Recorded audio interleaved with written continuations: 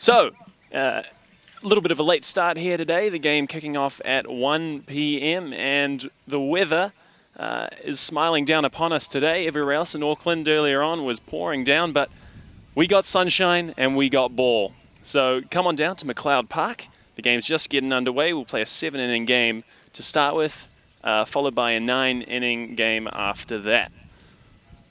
If you didn't join us on Friday for the inaugural game of Tuatara baseball, you missed an absolute stunner with the Tuatara going away with the victory, winning 5-4 in the last inning with a walk-off. John, what did you think of that game? Oh, obviously it was a great result for the Tuatara, and it was just really nice to see them show that resilience, coming back after giving up a 4-1 lead and getting it done in the ninth, like you mentioned. Ayrton led, one of the under-23 development players, came in to pinch run, took a great secondary lead, made a great read on a ball in the dirt, and scored that run. So it's great to see some of the young guys playing such a key part in the game. Yeah, and I think the story of that game was there was a lot of the homegrown talent really came out to play in the inaugural game. We had Jimmy Boyce, who's a New Zealand native, grew up and played a lot of his junior ball in New Zealand through 5 2/3 beautiful baseball there. As you say, Ayrton led, coming on for the pinch run and scoring the winning walk-off run, as well as a smattering of other New Zealand-born players coming together to help us get that first W on the board. Yeah, it's great to see likes of Andrew Mark and Luke Hansen get their first hit in the official ABL season. Of course, Luke carrying on his great form from the preseason and driving in a run with a hit down that third baseline. And also, it was just really nice to see them hold on for that victory after a heartbreaking loss in the Perth Heat series. Exactly, and resilience is going to be the name of the game today. And what will be, suboptimal conditions. It's a little bit wet out there. The wind is blowing directly out to center field, so expect to see some balls flying today. I was talking to bench coach Johnny Southey before the game, and he reiterated that we can't become complacent. Got to keep taking those opportunities as they come and be the resilient team that they are. Yeah, definitely. And, of course, with the outfield fences being pushed back quite deep here at McLeod, should suit our extremely speedy outfield and Max Brown, Eric Jenkins, and Zach Clark, who have just been tracking everything down these last few series. Also with Kyle Glagoski on the bump, he pitched 5 innings of no-hit ball in Perth, so he'll look to carry on that good form here today. Yeah, so Kyle Glagoski, in his last start against the Perth Heat, threw 5 innings of no-hit baseball with 6 strikeouts and only giving up 2 walks. An amazing start for the Philadelphia Phillies associated player there. Grew up in East Auckland. And one of the top prospects coming out in New Zealand here.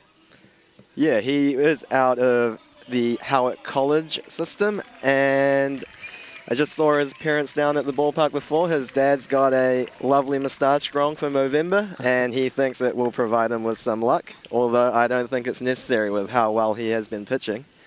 He did hit up to 94 miles in that series in Perth, I hear, so that's really good velocity for the young man, and he will look to get a few swings and misses and some strikeouts this afternoon. And I am sure we will see a fair bit of that as Kyle takes him out for his warm-up pitches. We will run you through the defensive starting lineup for the Auckland Tuatara. So pitching, of course, is the young Kyle Glagoski. He'll be throwing to catcher Kyo Chun Wei. Playing first base is Gyu-Yan Xu. Second base will be Chris Richards. Third base, Daniel Lam Hunt. Shortstop, Taiga Hirasawa. In left field, Zach Clark. Center field, Eric Jenkins. And in right field, Max Brown with Andrew Mark DHing. And, of course, a new feature in the Tuatara lineup is the shortstop Taiga Hirasawa, who has just landed yesterday, I believe, from Japan. He is one of the top prospects in the Nippon Professional Baseball League, and he's only 20 years old, already had a full season in that professional league, so he'll be a key difference maker for the Tuatara today, I believe.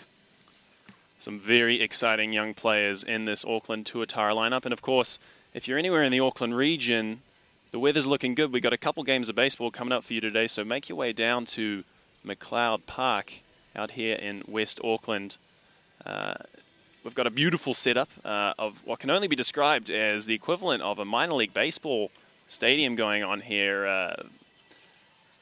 Ground manager Kevin Napier has done a fantastic job of transforming this park, along with all of his assistants. We have lots of entertainment for the kids, food stalls, grandstands, you name it. Live scoreboard out in left field here.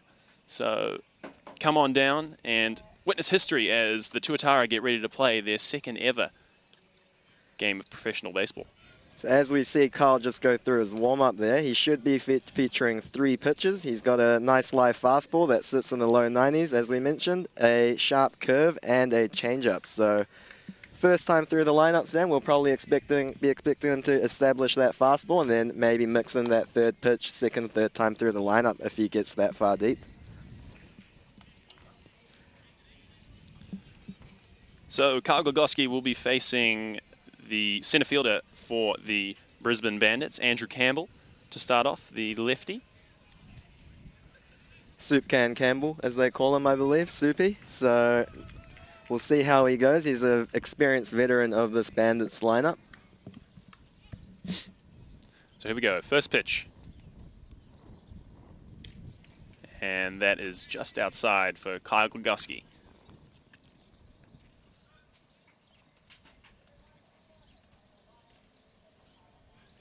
Of course, like we mentioned, he is just going to try to establish that fastball, get a good feel of that pitch, and try get strike 1 on all these hitters. It's important to stay ahead so you can keep the hitters off balance with your off-speed pitches later in the count. Talking to Kyle Glogowski outside of these games, you wouldn't imagine as he delivers the first strike of the game that he's only played 1 season of professional baseball. He handles the pressure like a veteran out there. Cool as a cucumber. As that ball is hit hard to the first baseman, and he'll scramble over to get the first out of this first inning. It's a great start by Kyle to come back after falling behind 2-0. Gets that ground ball. And a nice play by Zhu, also known as Itchy. Kyle, of course, he is very level-headed for a 19-year-old. He's an intelligent young man, speaks well, and I'm sure he'll be able to handle the pressure of pitching in front of home today. So batting now for the Brisbane Bandits is their shortstop, TJ Bennett. Bennett off to a great start for his season, batting .316, as that is a low strike delivered by Kyle Glogowski. And he's looking fast today, Jun. Yeah, definitely. Of course, in this humid weather, he probably won't be lighting up the radar gun quite like in the dry heat of Perth, but he does have excellent mechanics and velocity. Throw on, I believe, Sam? Yeah, big key at this level, you have to change speeds as a pitcher. You can be as fast as you like, but these hitters are good enough that they'll catch up to your fastball as that breaking pitch just misses inside. Just a couple of calls that he just missed with, getting squeezed a bit perhaps. He gives the umpire a little peek, but he just needs to bring that a bit more up in the zone. Count moves to 3-1 as Kyle falls behind early on Bennett.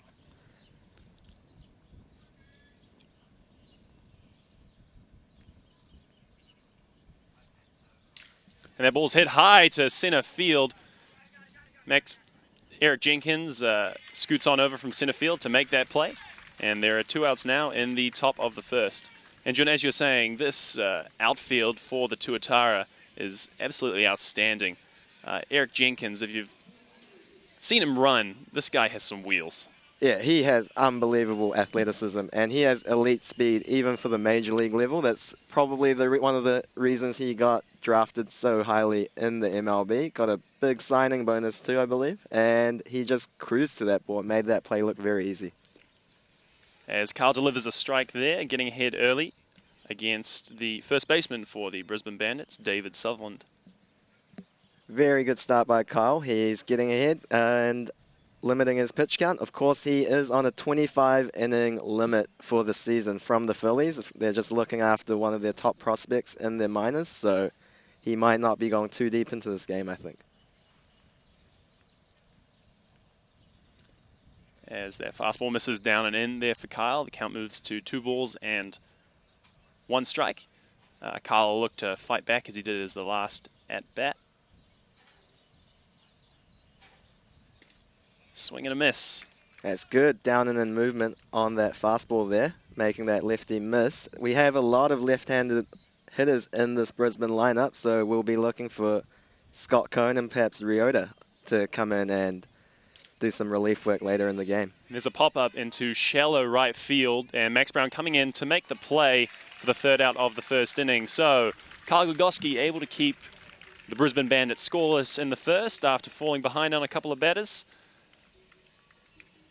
Excellent start by the Tuatara there. We just saw the outfield defense on display and that speed that they're showing. So great job by Kyle. Like I said, he is going to have to keep his pitch count down to go deep into this game, and it's an excellent start there.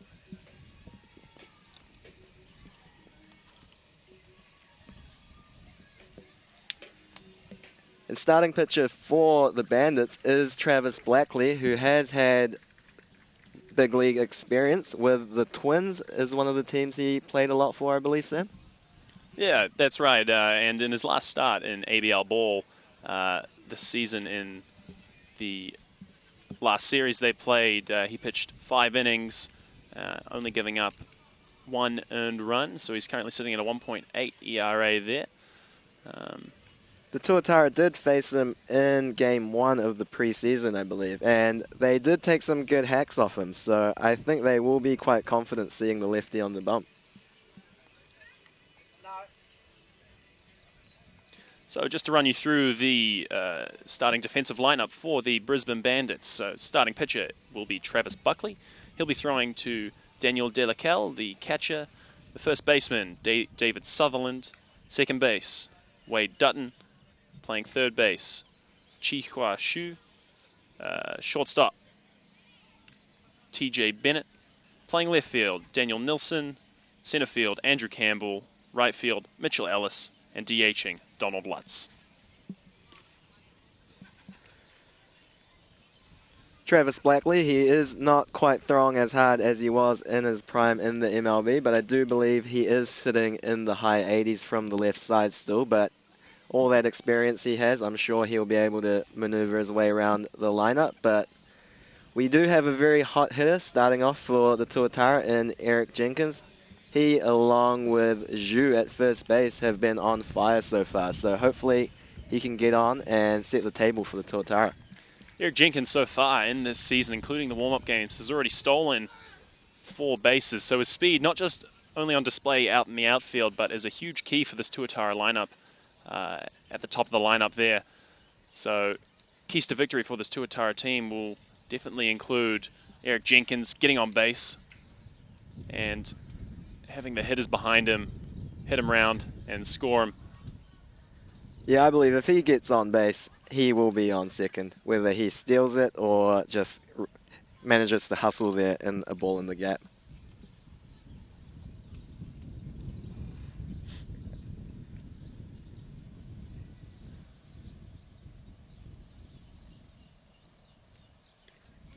As Travis Blackley delivers the first pitch just a little bit high to Eric Jenkins.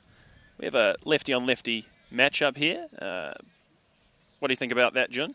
Of course, as a left-handed hitter, it is a bit harder to face a lefty with the breaking pitches generally breaking away from you. And that looked like it was pretty much the same height as the previous pitch, but it was called a strike this time around. So count moves to 1-1 here.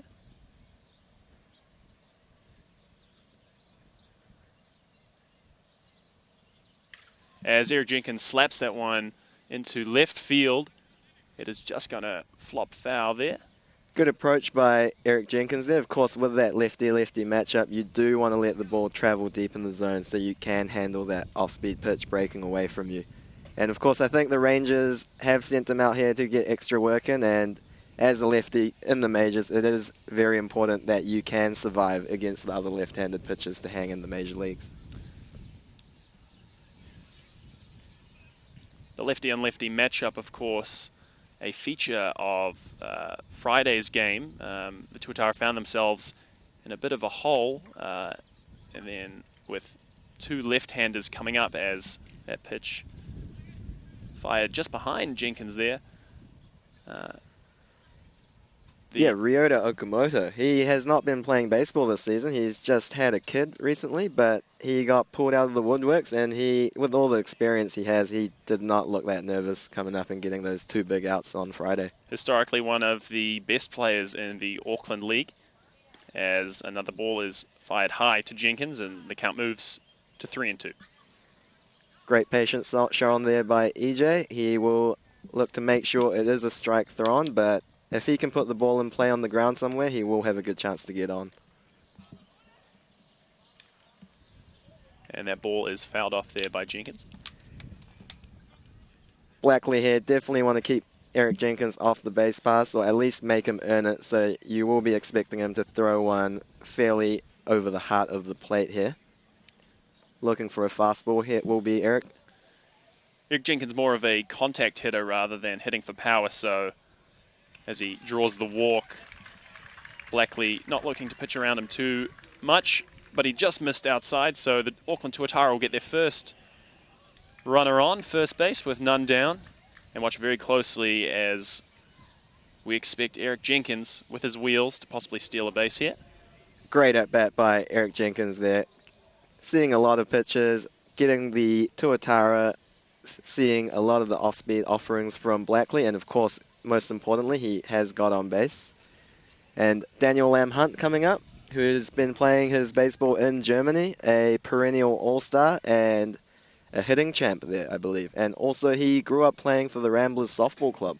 So good to see a ex-softball convert doing so well in the professional baseball leagues. Exactly, just shows you that that transition is possible for you softballers out there, as that fastball is fired high in the zone for a strike. Getting ahead on Lam Hunt here is Blackley. With a lefty on the mound, it is a little bit more difficult to steal seconds, so Eric Jenkins may be having a little look to see what his move's like before he takes off for second base. Ball fired across there by Blackley. Just a little get-me-over move there, and probably not his best. Of course, Johnny Southey at first base coach, he will have his eyes up. Mr. Energy himself. Johnny Southey, one of the top coaches here in New Zealand, getting his experience in with the Tuatara. As Blackley looks over and delivers a fastball high, swinging his Lam Hunt, but that fouls back into the mask of catcher Delakel. Blackley with a good move there. He tricked Jenkins into hitting back to first, so I think Eric, he has seen it a couple times, so he did get fooled on that one, but he should be comfortable now, and you will see him looking to run. Perhaps while the hitter is down in the count, you are expecting a breaking ball, so it might be a good pitch to run on, Sam. Yeah, definitely, and that extra base just so vital, automatically putting Jenkins into scoring position as that ball is fired high. And possibly with the lefty on, Jenkins a little more apprehensive to get going here.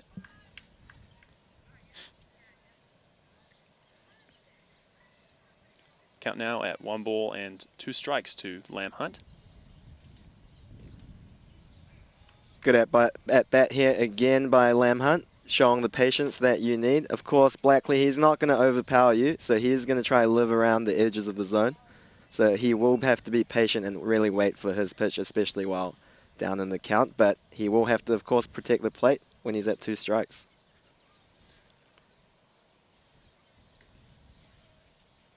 Blackley firing a ball hurt, and that ball comes off the foot of Blackley. He's going to turn and throw it to first base. He'll get there just in time to get the first out for the Brisbane Bandits. He has moved the runner over, and an excellent kick save by Blackley. I think he actually intentionally got his heel up to stop that ball, Sam, so good reaction time there. Using all parts of his body on the line is one of the measures of a true baseball player who plays the game hard. Max Brown up. He has shown bunt quite a few times in this series. I don't think he's actually laid one down in play yet. A bit unusual for the 3-hole to be showing bunt so often, but like we've mentioned, he does have elite speed despite his unorthodox running style, as all the other commentators keep bringing up. I'm not sure how he quite feels about that, Sam. Well, you know, in some baseball circles, he has been likened to a drunk chicken around those bases, but it doesn't show in his speed. This man is quick. It doesn't matter how you look when you get it done. It's the result that matters, isn't it? Exactly. He does have a wiry 6'5" frame, so we shouldn't judge him too much for how he looks while he runs. But like you said, the results speak for themselves. Max Brown, one of the leaders on this team here. He's been involved in many of the New Zealand Diamond Blacks squads that have played in the WBC, as well as being involved in the Under-21 team that went to the Under-21 World Championships in Taiwan in 2014. And he's just such a positive presence in this dugout, with a lot of experience under his belt as well. Jenkins going now from second base. That ball's high and delivered to third base. He is safe.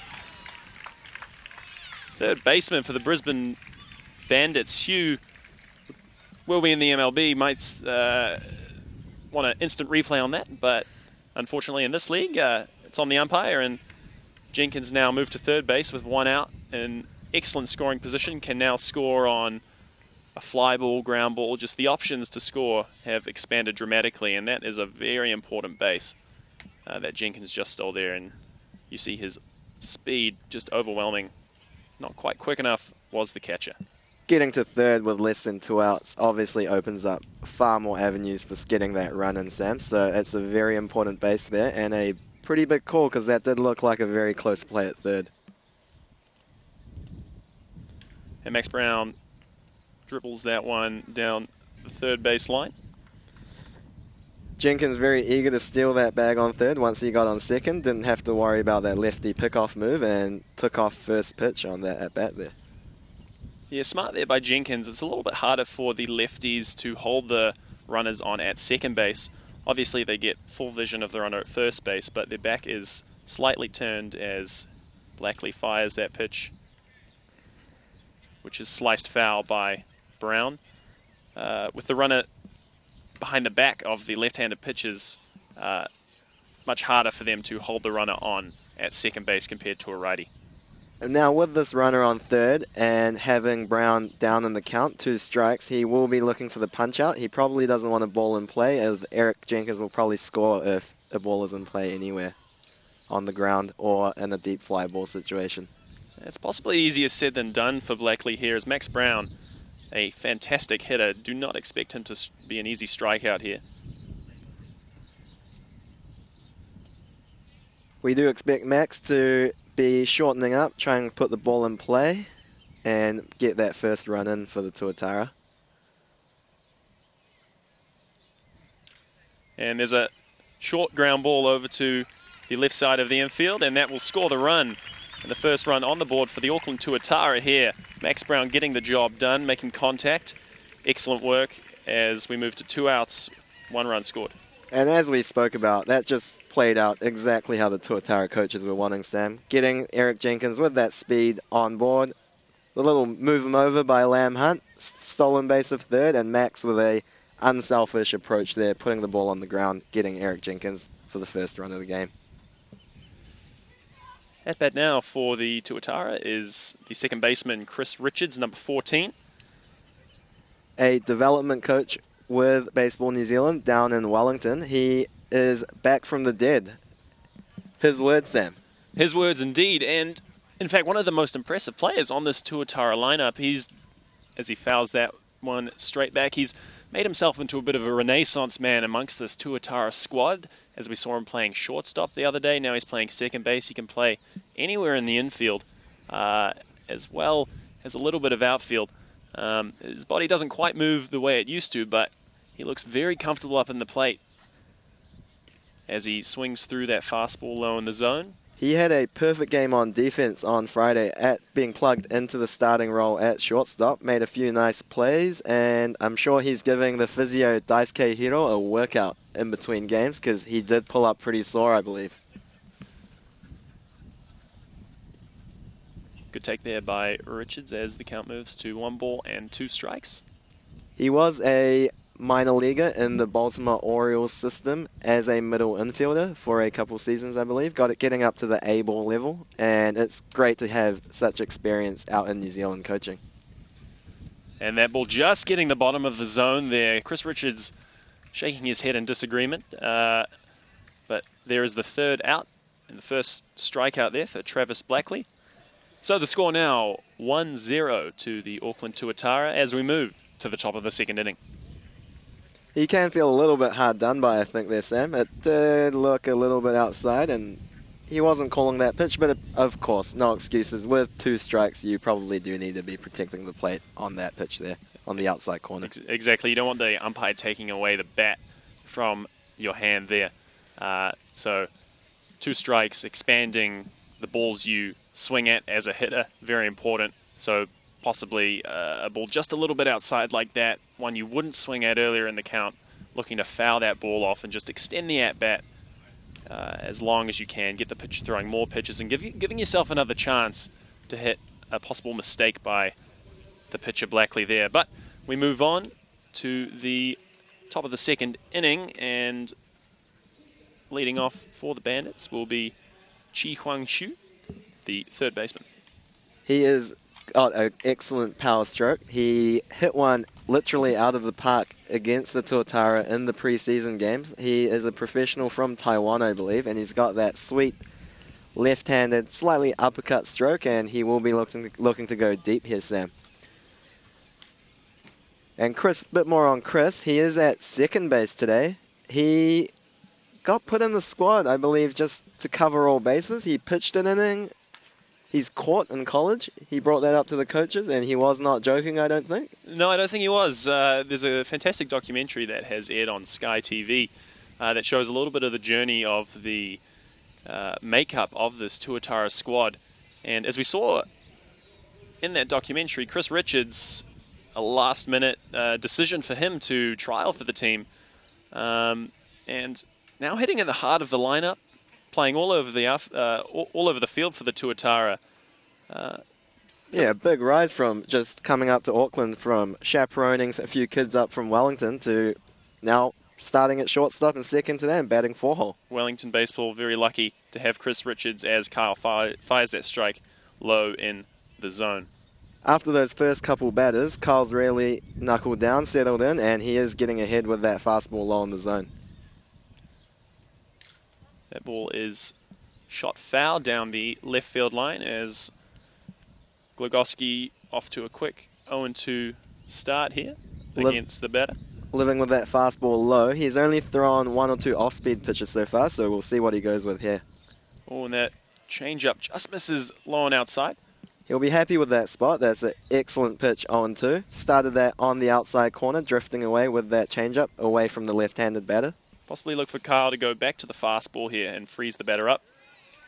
Instead, he goes for the changeup and swung through for the strikeout. That is an excellent off-speed pitch there by Kyle. That changeup will be a key against this left-handed heavy lineup with that pitch diving down and away from the left-handers. He hasn't gone to his sharp curveball, which is a good pitch, but with the stacked left-handed lineup, this is the 5th lefty in a row we've seen, Sam. Exactly, and possibly a strategic move here by the Brisbane Bandits to stack their lineup so heavy with left-handed hitters against the powerful Kyle Glogowski. Much easier for them to, as you say, June, connect with that curveball coming into them as Kyle starts the at-bat with a 12-6 curveball, getting ahead of the batter, which is Donald Lutz, the DH for the Brisbane Bandits. Yeah, starting that count pitching backwards with a little get-me-over curveball there. Good pitching against one of the best hitters in the ABL in Lutz. That ball is dribbled down the first base line. It will just roll foul. One thing the Tuatara defense will love playing defense behind Kyle is that he works very fast in between his pitches, Sam, keeping them on their toes. Yes, one thing you see with pitchers who work a little bit slower, get behind in the count, it's very easy for the defense to fall a little bit asleep sometimes, but definitely with the amount of strikes Kyle's throwing and the speed at which he's working, they'll be right in this game, more likely to make those plays. and just a great team effort here by the Tuatara so far. Just as we say that, Lutz steps out the box with his experience, trying to slow Carl's rhythm down there. With this lefty-heavy lineup, it is an advantage right now with the right-hander up there, but of course later in the game when you can play matchups, that might work to the Tuatara's favour with Cone and Okamoto there in the bullpen, Sam. Yeah, exactly. Look to see those two as Carl throws that change-up, swung through the second strikeout of the inning. And that change-up has got some great down-and-in action there, Sam, and once these Bandits hitters fall behind, they're going to be in a lot of trouble today, I think. He looks on form. He looks very on form here, and that changeup coming out of the exact same slot as Kyle throws his fastball with the same spin movement, so very hard for the batters to pick up on that.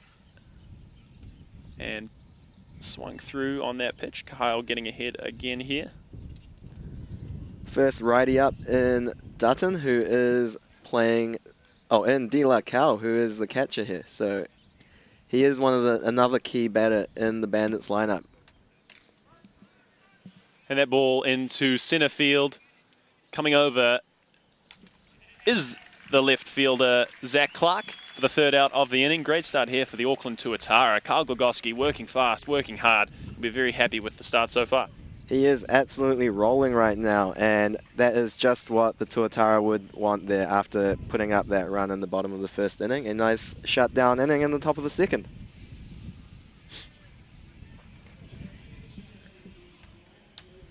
Zach Clark making that play there. He is one of the key imports for the Tuatara. He was with the Brewers organization, playing up to the AA level.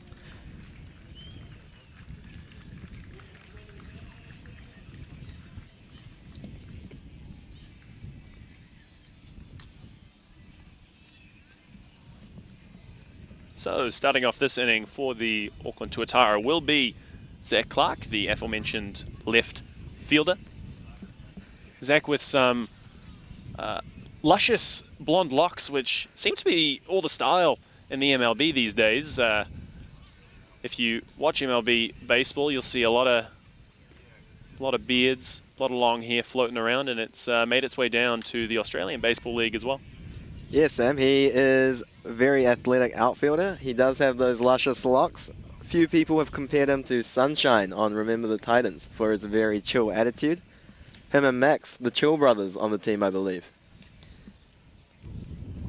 Another comparison that's been floating around is that he might be the long-lost brother of the partner of New Zealand Development Officer and bench coach Daniel Tan, which has drawn a few laughs from the supporters in the dugout.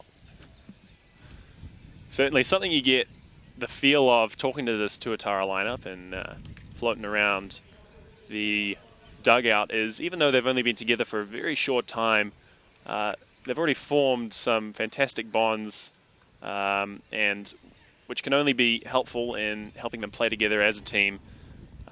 Everyone very comfortable around each other with the coaches, and in a very short time have shown themselves to be a force to be reckoned with in this ABL league.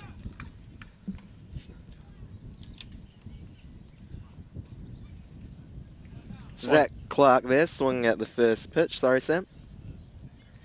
He is a very aggressive hitter. He has good power, likes to swing early. He did strike out quite a bit in the minor league, so he will be looking to improve his plate discipline, but you don't want to take that aggression away from a young player, though.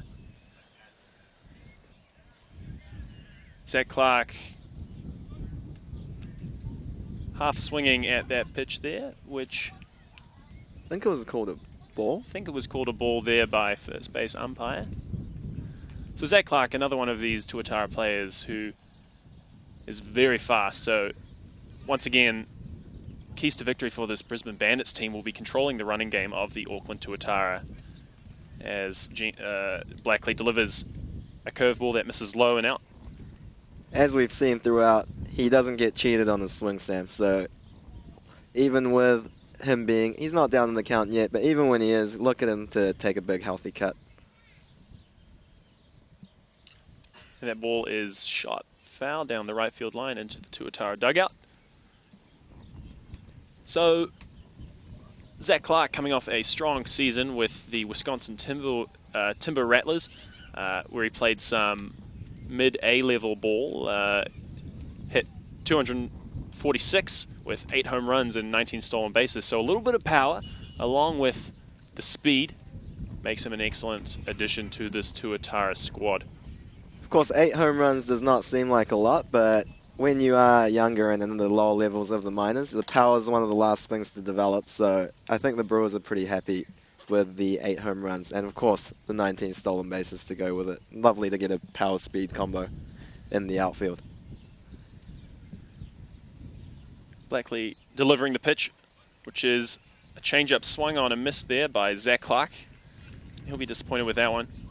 I mean, I feel like that's just going to happen with Zach. That is just part of his game. He does swing the bat hard. He does look to be aggressive, so that's just something he will have to try tone down a bit, but you don't want to take that away from his game, like I said before. But he has been hitting well, so, I mean.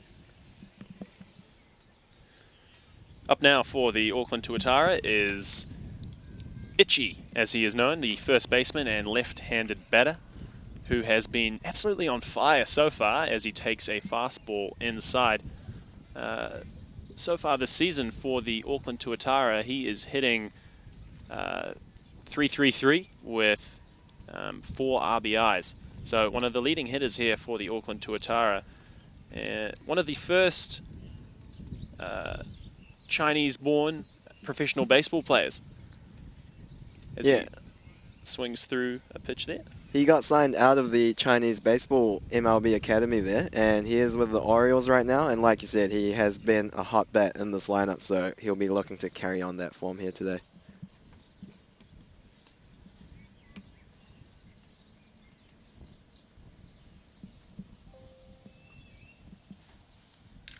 And that ball is lined into center field. And Itchy continues his hot streak for the Auckland Tuatara.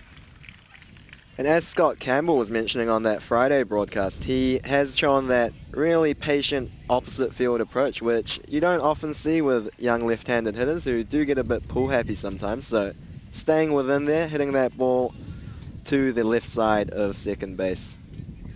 Up now to bat for the Auckland Tuatara is local legend Andrew Mark, 3-time Player of the Year for Baseball New Zealand here. And he hits that ball pop up. That'll be an easy play for the second baseman for the Bandits, Daniel Delacelle, for the first out of the inning. Mark having a pretty good day at the plate on Friday, hit some balls hard, got his first hit of his ABL career.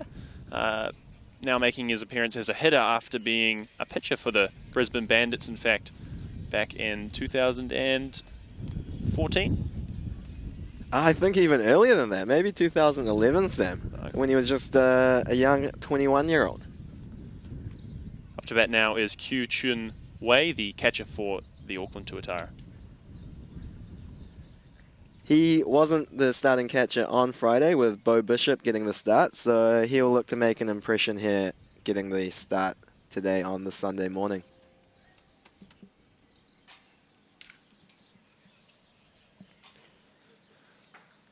So Junwei joins the Auckland Tuatara from the 7-11 Lions team, playing in the CPBL, the Chinese Professional Baseball League in Taiwan.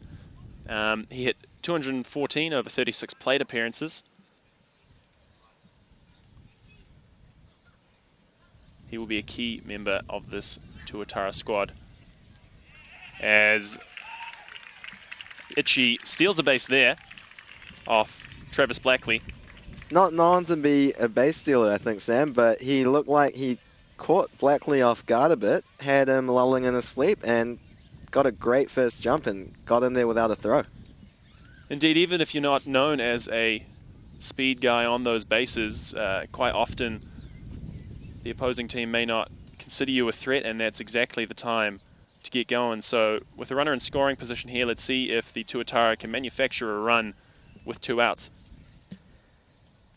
Yeah, being fast doesn't necessarily mean you're a good base runner, and being slow doesn't also necessarily mean you're a bad base runner. It's all about getting those reads and making a right decision on the bases.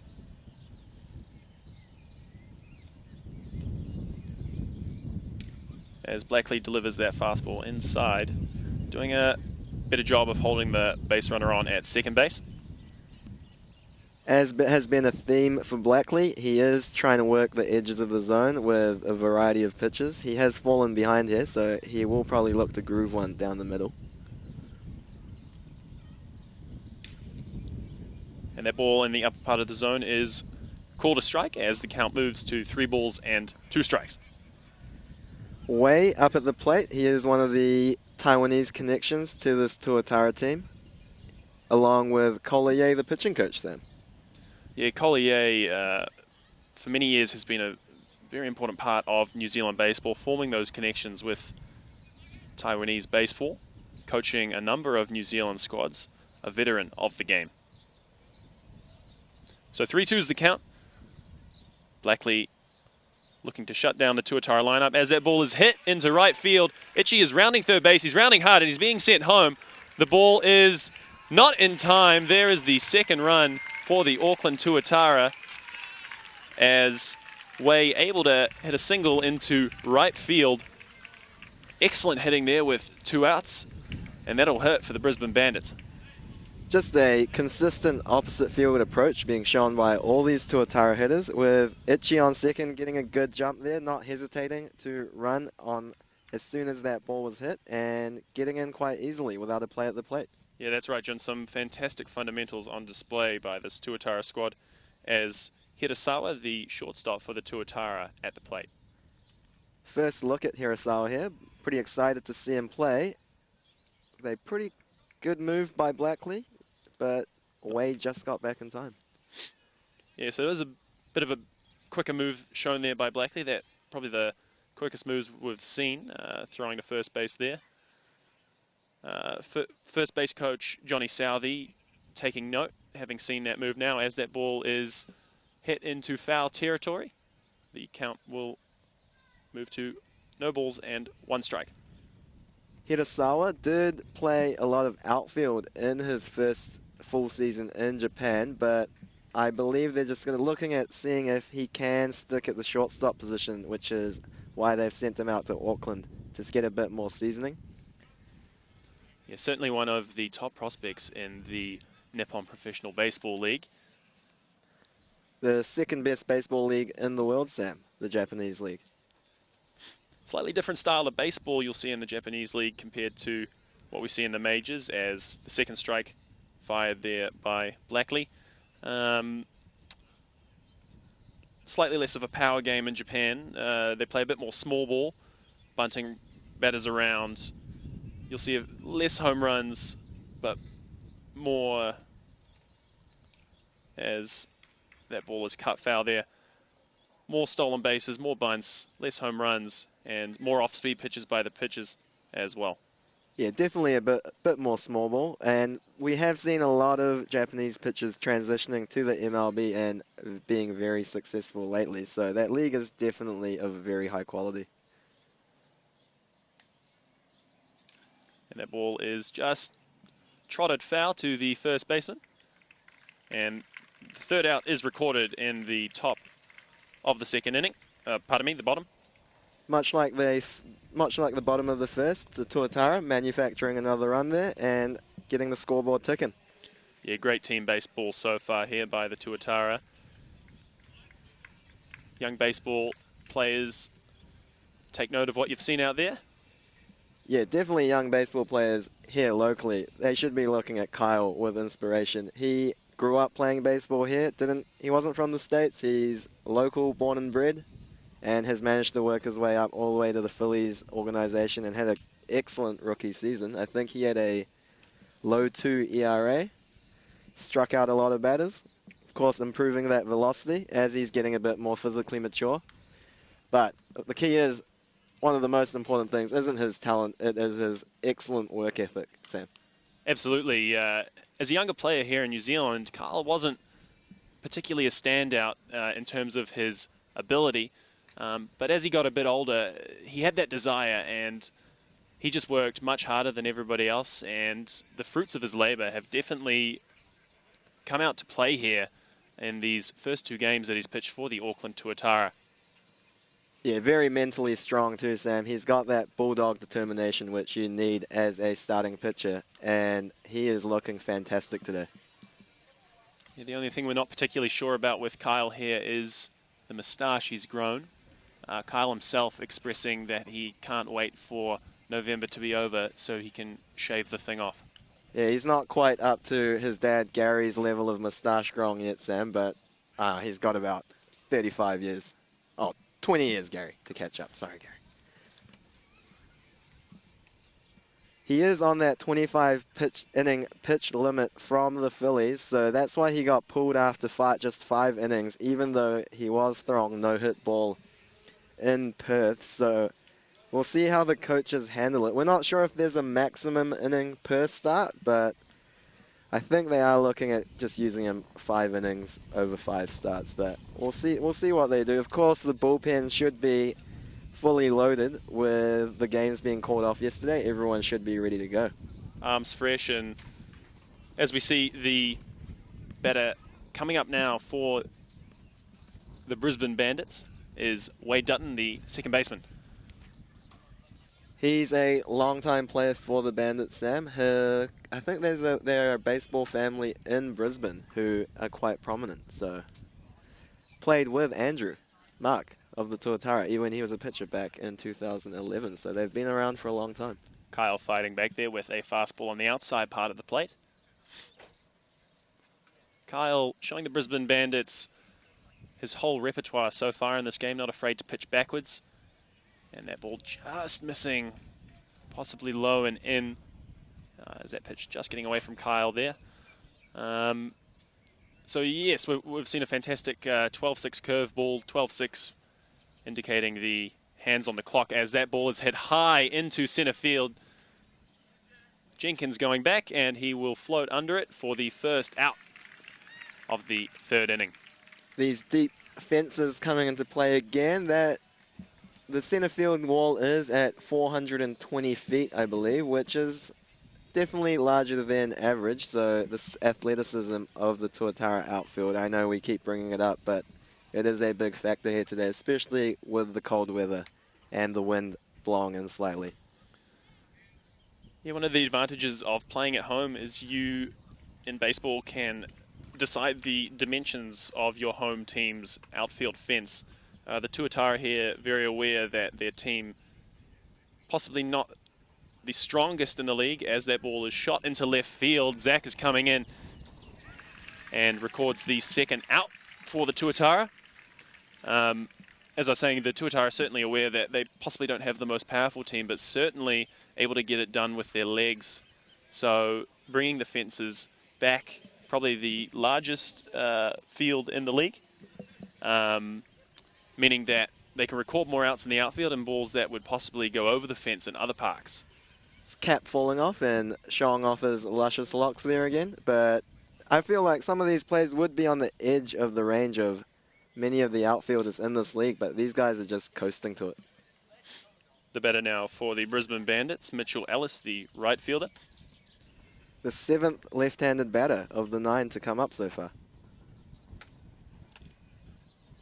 Change up there by Glugowski, fouled off.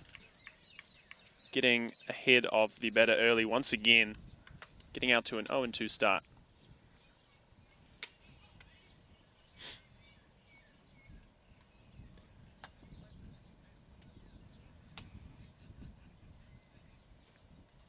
Kyle just letting that curveball get away from him there. Just lost the grip on that pitch. I'm sure he'll find it again. Getting ahead in the count. He does have a few pitches here to use before he has to fire one over the plate. And a change up there thrown by Kyle. After throwing a couple off-speed pitches, one might expect Kyle to come back with a fastball. The decision to go with the change up there, possibly a reaction to that common thought process. And he does come back with the fastball now and swung through a missed by Mitchell Ellis. And Kyle continues 3 innings of no-hit baseball with another strikeout. Very impressive so far. Yeah, perfect through 9 with a great running two-seamer that just ran out onto the outer edge of the plate to get that swing and miss there from Ellis. keeping his pitch count low. If there is no maximum inning limit, maybe they will be tempted to have him stretch out past that 5th inning and limit his innings in future starts, Sam, because of what the result was in Perth after he got pulled.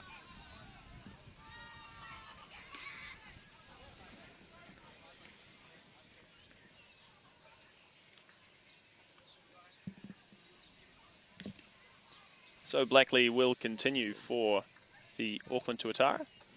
And leading off back to the start of the lineup for the Tuatara will be Eric Jenkins.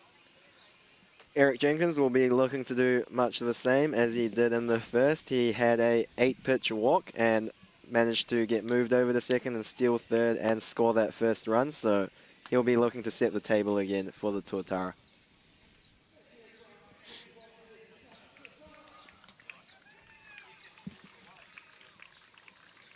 Just reminding all you good folks in the Auckland region there at home that this is the first of 2 games that will be played today. This one, a 7-inning game, which will be followed by a 9-inning game. We'll let you know about the start time for that when we have that information. The crowd slowly building here at McLeod Park.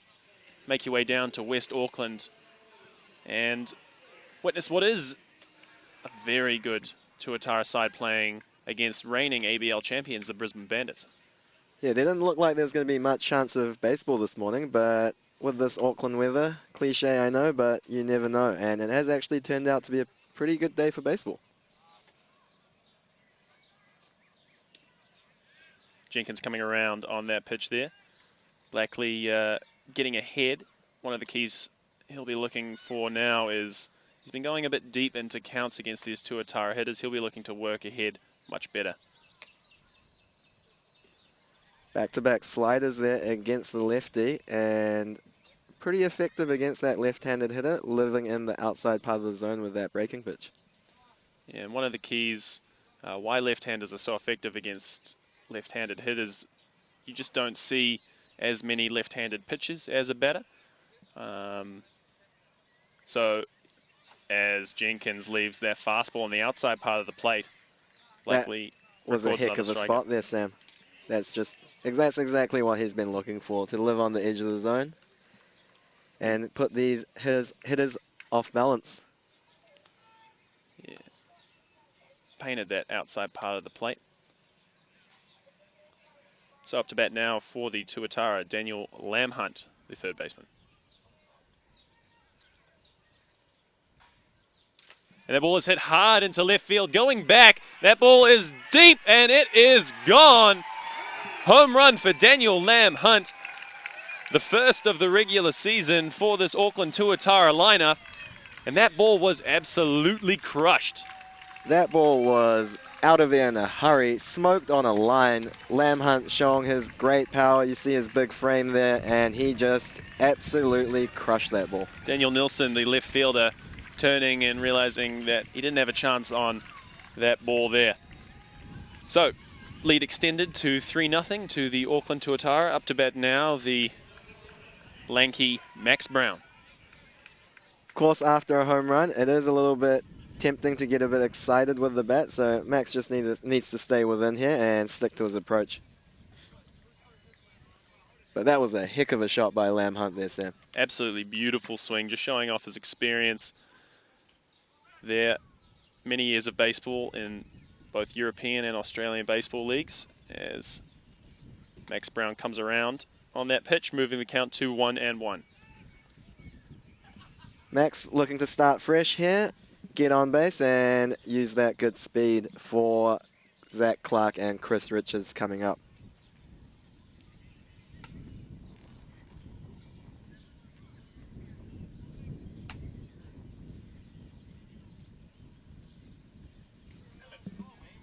Bit of a curveball delivered outside there by Blackley, falling behind, 2 balls and 1 strike. Not too bad of a pitch there by Blackley, but of course when the catcher doesn't squeeze that ball, the umpire is tempted not to give the strike.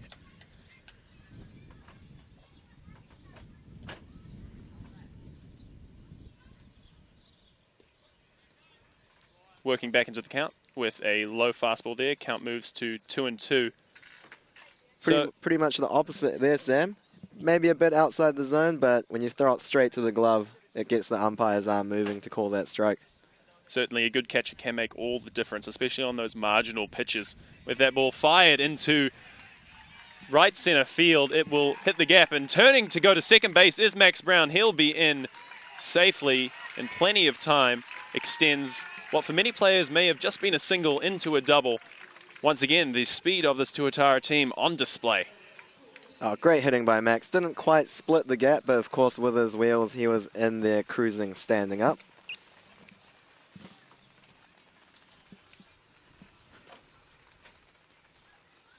Bit of rain drizzling down as we just talked about the weather, Sam. Well, looking at the clouds overhead and the position of the wind, I wouldn't be too worried about this rain sticking around for very long. Of course, I may have just jinxed it, so apologies to the teams and viewers if it does get heavier.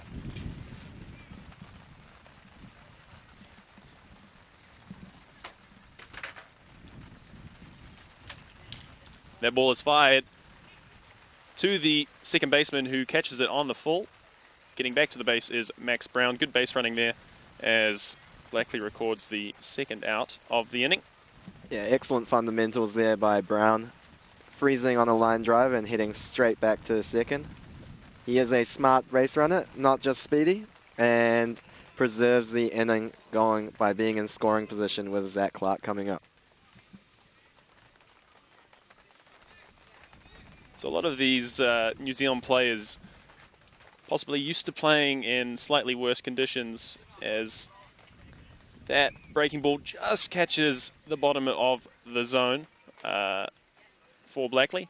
Some of these New Zealand players possibly used to playing in slightly more adverse conditions than the Brisbane Bandits players.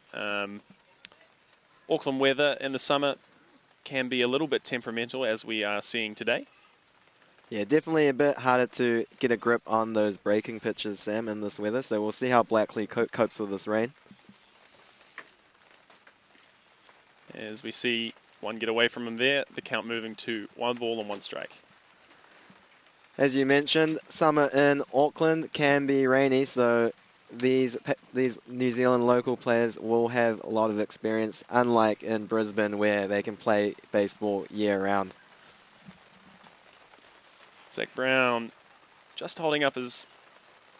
Nope, he came around according to home plate umpire there, so the count moves to 1 ball and 2 strikes.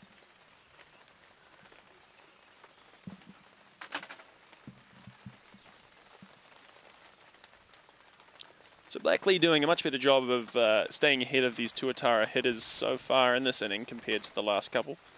The counts haven't gone quite as deep, as taking off to third base is Brown, and he is in safely.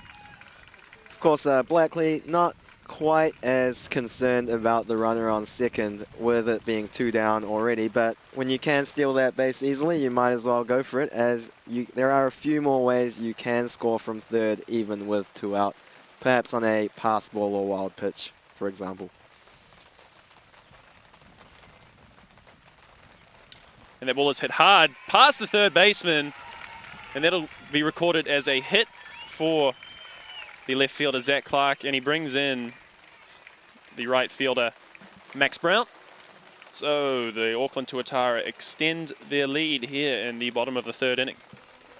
2 out hitting with runners on scoring position is a key part of winning a baseball game, with Zach Clark hitting that past a good effort by Zhu, the 3rd baseman for the Bandits.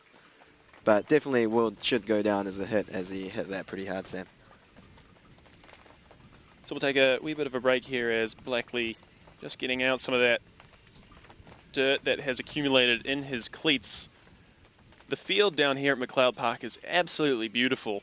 Of course, due to our fantastic field crew led by the wonderful Kevin Napier, a long-time former president of the Howick Pakaranga Baseball Club, has been involved in baseball for many years, and he has just done a fantastic job along with his crew of getting this field ready to a minor league baseball level type field. Yes, Sam. Kevin, he is, for anyone that's seen him, he is an absolute mountain of a man and a great athlete in his day in his own right. He played for the New Zealand Māori rugby team and the Crusaders.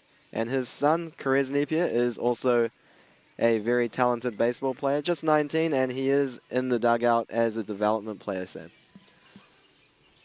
So very much a family game here in New Zealand. So at the plate now for the Auckland Tuatara is Ichizu, who fired a single into right field in his last at-bat.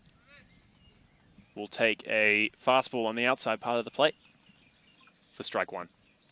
Yeah, great first pitch there by Blackley. He has really settled down. Despite giving up a run this inning, he has been getting ahead of his hitters here. Itchy looking to carry on his good form. And he hits that ball hard down foul, the first baseline. Zach Clark might be looking to get moving here, get into scoring position with 2 out. Of course, the off-speed pitch is more likely, being an 0-2 count. And Itchy, not being known for his power, he is more of a singles hitter, so he will be looking to get on second, Sam. And it's a good move there. Gets Clark, and he's caught in a rundown between first and second base. Some good fundamentals there by the Brisbane Bandits. So a fantastic pickoff move there by Travis Blackley. Of course, one of the advantages of being a left-handed pitcher, much easier to fool the base runner. Great experience shown by Blackley there. He knew exactly what the situation was. He knew Clark would be looking to get aggressive with Zoo being 0-2 in the count and it being 2 out, and just read the situation perfectly. But not the worst result, as Zoo will get to start the next inning with a clean count.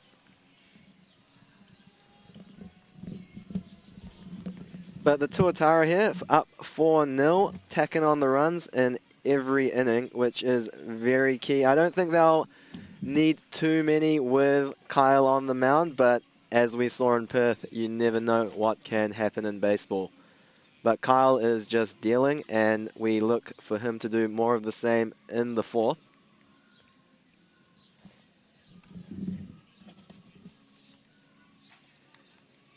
Some of the pitchers left to go in the bullpen is Scott Cone, Okumoto, and Josh Colmenter are probably up the top of the depth chart.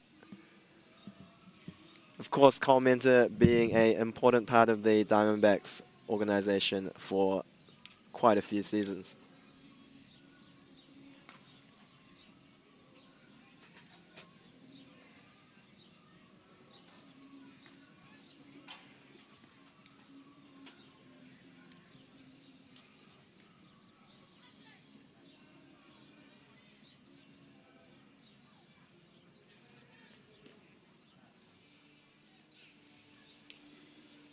So top of the lineup up again for the Bandits with Andrew Campbell, the center fielder, coming up. Of course, they have seen Kyle's offerings already, so Kyle might be looking at working in that third pitch. He hasn't thrown his curveball too many lefties so far today. He has thrown one get me over curveball to start the count. We'll see if he starts to mix that in a bit more. Close pitch there, starts him off with a changeup. Of course, yeah, it being the second time through the lineup, he might be looking at pitching backwards a little bit more so far than he has today.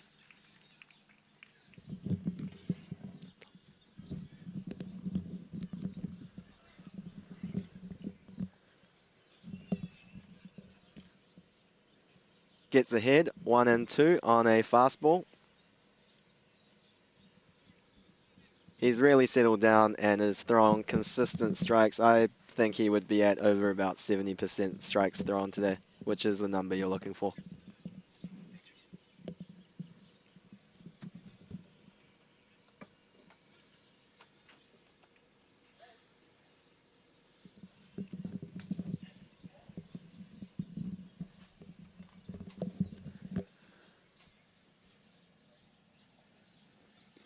Swing on a miss is that fastball on the outside part of the plate. Kyle recording yet another strikeout here in the top of the 4th inning. Hasn't given up much solid contact, if any contact at all so far. Few lazy fly balls, but nothing too much to be noted from this Bandits lineup so far. Of course, a great hitting team. Just Kyle is doing a great job today. The Philadelphia Phillies will be very impressed with their young starter here in his start to his season with the Auckland Tuatara. Facing TJ Bennett now, as that curveball is fired foul. So as we've seen with this second time through the lineup, he has started off both the top first 2 hitters with off-speed pitches, so he is looking to mix those pitches in a bit more. Absolutely crucial for a starting pitcher to be able to throw a number of different pitches for a strike, as that curveball is swung on and missed by TJ Bennett. And that really is the advantage of managing to navigate through that first time through the lineup without showing all your stuff, as he has been able to throw his curveball to these hitters and they haven't seen it yet today.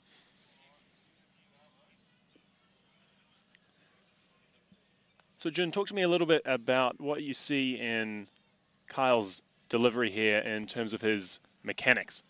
Very smooth, clean mechanics, which often gives the impression that he isn't throwing as hard as a herky-jerky guy. And that ball softly hit to the second baseman. It will be fired just in time to get TJ Bennett, the quick shortstop, fired there by the second baseman,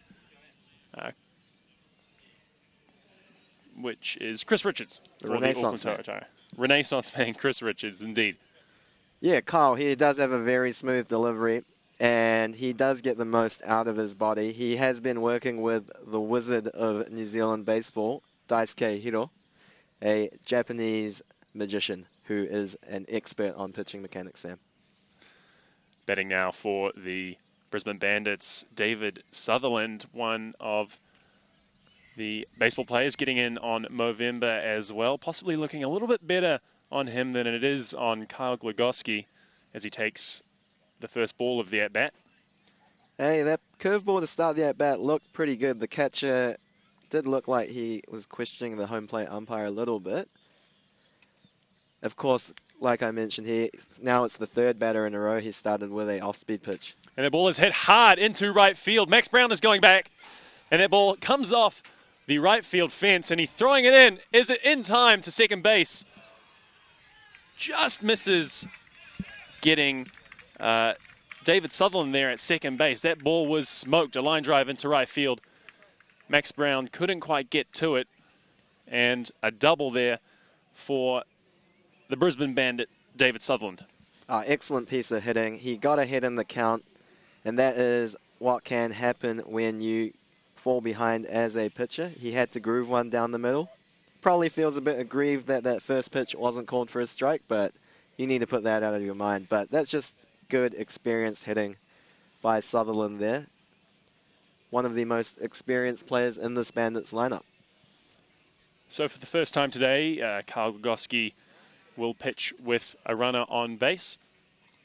Yeah, we'll see how he goes after pitching 3 innings out of the windup, having to move to the stretch. We'll see if he can keep the same level of control. Yeah, sometimes you can see young pitchers when they have to move to the stretch with runners on, as that fastball is fired for a strike on the outside part of the plate. Possibly speed up their action a little bit much, start letting the ball get away from them up high, but that is not the case so far for Kyle Glogowski. Of course, baseball, a game of roundabouts here. Kyle probably got a slightly favourable call on that pitch. He fires a changeup in the lower part of the zone for a strike. That changeup definitely a key, as we said earlier, against this left-hand heavy Brisbane Bandits team, with some slight away movement from the lefties, making it harder to hit than the curveball Kyle also has in his arsenal. Zoo falling behind again like he did in this first at bat. That fastball is just shot foul. Kyle looking to get that pitch elevated, just missed. Catching a bit too much of the plate for an 0-2 pitch there. He probably wouldn't be too happy with that. Zoo put a pretty good swing on that pitch. Yeah, and Kyle probably got a little bit away with that one there. 0-2 is the count. That changeup showing good movement. Zhu with a good approach, managing to leave that pitch, but he does have a very powerful swing. I think he will be looking at trying to put one out of the park.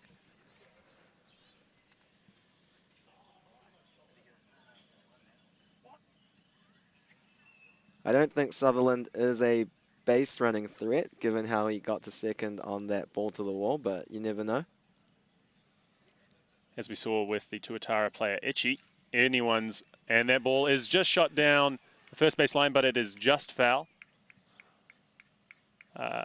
Certainly, if you can get a good read on the pitcher, regardless of your speed, certainly anyone can be a base running threat. But with 2 outs here, the difference for Sutherland being at second base compared to third base, not particularly relevant, so don't expect to see him advance.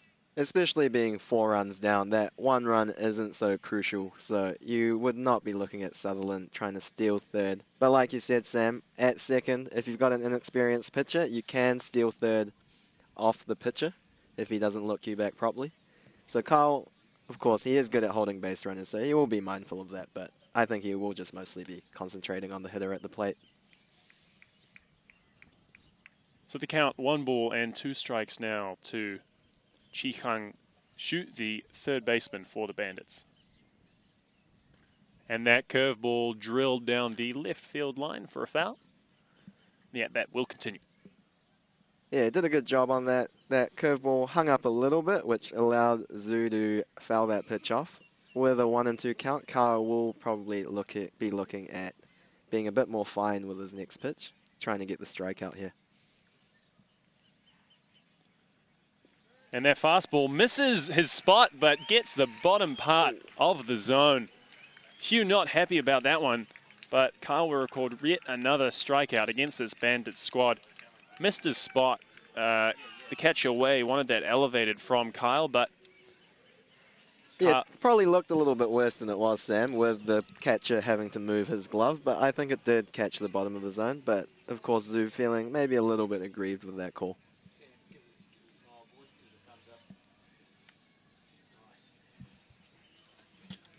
So Kyle, he manages to negotiate with that first base runner he's given up. A nice piece of hitting by Sutherland, nearly putting that ball out just off the wall, but he settled down well in the stretch and got out the 4-hole hitter in Zhu there. So now coming back up pitching for the Bandits will be Blackley, leading off the batting for the Tuatara, Andrew Mark.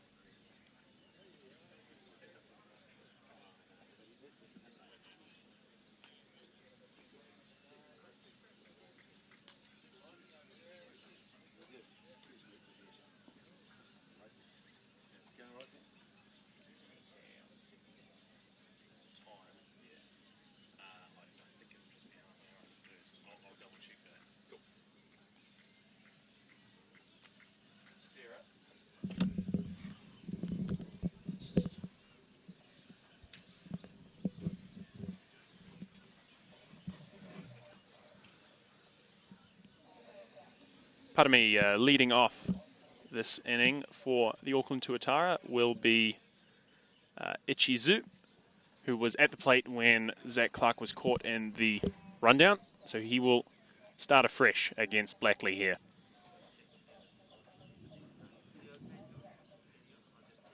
Zhu hitting that ball hard into center field. It will drop in for his second hit of the day. Zhu continuing his absolute hot streak at the plate for the Auckland Tuatara. So runner on first base with none out to start the inning.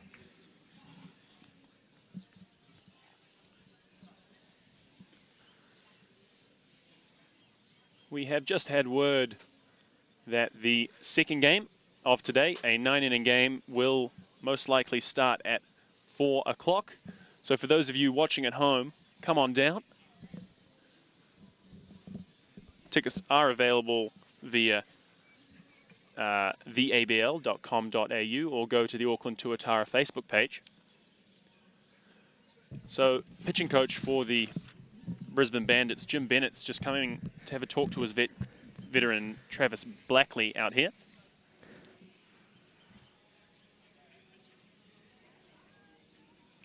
So Zoo making the most of that opportunity, getting a fresh start and getting on base, I see, Sam. Indeed, indeed. So, Jim, what kind of things might you expect Jim Bennett's the pitching coach to be talking to his veteran Blackley about at the moment? I don't think he's going to be giving him too much advice here, Sam, Blackley being a seasoned MLB veteran. So, yeah, it looks like they're just buying a bit of time to make the change. I don't think a guy like that needs too much advice. Sometimes the pitching coach will go out just to give the pitcher a breather in between at-bats, but of course it just being the start of a fresh inning, I was expecting a change to be made there. So, new pitcher for the Brisbane Bandits will be the right-hander Sam Holland.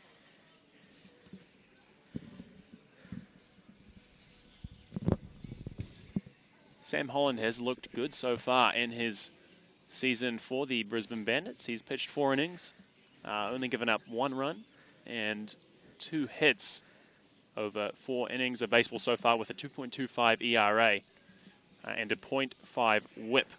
Whip stands for walks and hits per inning pitch, which is quite a good measure of the effectiveness of a pitcher. So something a little bit different here from Holland. You'll see his arm slot much lower than the traditional slot for pitchers in baseball. Jun, what difference does this make for the Tuatara lineup? Of course, it's just like you said, with that slightly 3/4 sidearm action, the ball is coming out of a spot that you are not quite as used to seeing, and generally with that arm slot, you are going to get quite a bit of down and in movement on your fastball, and probably more of a horizontal break on your curveball, especially normally a slider. So I think he does feature a 2-seam slider combo for most of his pitches thrown. Andrew, of course, he popped up in his very first pitch of his first at-bat, so he was in the on-deck circle getting a close eye on the new arm that's coming to the game. Of course, that is one of the tough challenges of being a DH, Sam, having to sit on the bench and having to really focus just at the right times for when you get your opportunity.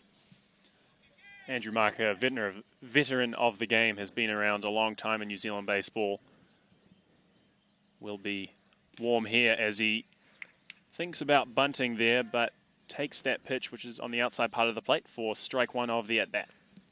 Knowing Andrew's mentality and his love of swinging the bat, I would believe that's probably a sign put on by the third base coach. And that ball is hit hard. The third baseman dives, makes a good play on it, and it's flicked to the second baseman. It will not quite be in time for the second out. So it will be a fielder's choice recorded. And that outstanding play by the third baseman there. Andrew a bit unlucky with the hard hit ball, just finding a fielder, but he showed good hustle and wheels for a big man to stay out of the double play. So batting now for the Tuatara will be Kyo Chun Wei out of Taiwan. And the bat gets away from him. That ball dribbles down the third base line. And, ooh, going to third base is Andrew Mark trying to take an extra base. And the relay from the first baseman of the Bandits is in time. So Andrew Mark trying to be a bit cheeky, trying to take an extra base there from the Bandits, and possibly didn't quite have the wheels to make it to third base. Little hit and run action put on there, Sam, and he did get a good jump, and the hitter Wei did a good job putting the ball in play, executing that. But yeah, got a little greedy, but I think this Tuatara coaching staff is really encouraging being aggressive on the bases. So I don't think they'll be too disappointed with that. Obviously, you don't want to give out stuff on the bases, but I think that is the philosophy they are going by, having talked to them a little bit. So, I mean, you know, when a play like that happens, it doesn't look too good, but you know, like we saw on Friday, you can get that extra throw and a misplay to get the run. So you never know. Exactly, putting the pressure on the Bandits there to make a good throw and the tag. Certainly better to be more aggressive than not aggressive enough in baseball, especially in these conditions. Yeah, obviously, baseball, so many things can happen. To take a play just in isolation and say it was right or wrong, you can't really do that. You need to look at it over the course of a long series. So, I mean, obviously it didn't look good, but I don't think that coaches will be too unhappy with that. So the righty Glogoski will continue for the Bandits. Yeah, he dealt with that, giving up that his first hit of the game well. Settled in nicely again from the stretch. So we'll see if he continues his work. But I believe this might be the last inning, Sam, for Kyle today. And continue to watch Kyle possibly work in some more breaking pitches, off-speed pitches, as he goes around the Bandits lineup for the second time. So we do have Lutz coming up, who is the DH, another left-handed batter. Then he's got two righties to deal with, which will be an advantage for him. And then I do think he is on a 5-inning limit, so we'll see how it plays out. But we do expect him to get through this inning with how he's been pitching so far.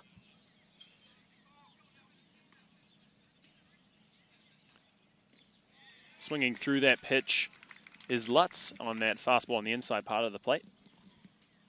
We don't have a radar gun at the field today. On your estimate, Jun, how hard do you think Kyle is throwing his fastball today?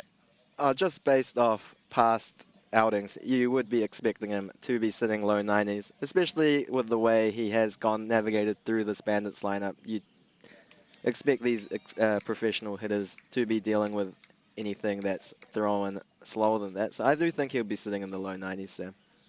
And a great changeup thrown there by Kyle Glogoski. It's a bit hard to see, but from the batter's perspective, that ball would have started looking exactly like a fastball and just dying away as another changeup is dribbled to the shortstop, who fires it across to first base. Making a great play there is Tiger Hirasawa, the new shortstop for the Auckland Tuatara. Hirasawa getting his first piece of action in the field and looking very smooth on that ground ball. Lutz, he hustled down the line pretty well for a big fella. Yeah, certainly wouldn't want to be the first baseman in the way of Lutz. So Danielle Delacal, the catcher for the Bandits up now, takes a first pitch curveball for a strike. He's really mixing in his off-speed pitches tremendously, finding the strike zone with all three offerings. And Kyle quickly ahead 0-2 there. It'll be interesting to see who the Tuatara bring in next, Sam. I do think they are likely to go with the likes of Cone or Okamoto with this left-handed heavy lineup. But they do have everyone available, so even the likes of Cole Mentor with the big league experience would be a good addition. And another strikeout recorded there by Kyle Glogoski. He's making short work of some of these Bandits hitters. Very impressive from the 20-year-old starter for the Auckland Tuatara. So hitting now, Wade Dutton, the second baseman. Takes a fastball on the inside part of the plate. Just getting ahead with that fastball, and really impressive for a young pitcher to not give any walks up so far in this outing. That breaking pitch just getting away from Kyle there. Count moves to 1-1. That, of course, is one of the things scouts often look for, is maintaining a high strikeout rate while limiting the free passes. It just shows you can live in the zone with good stuff and get swings and misses.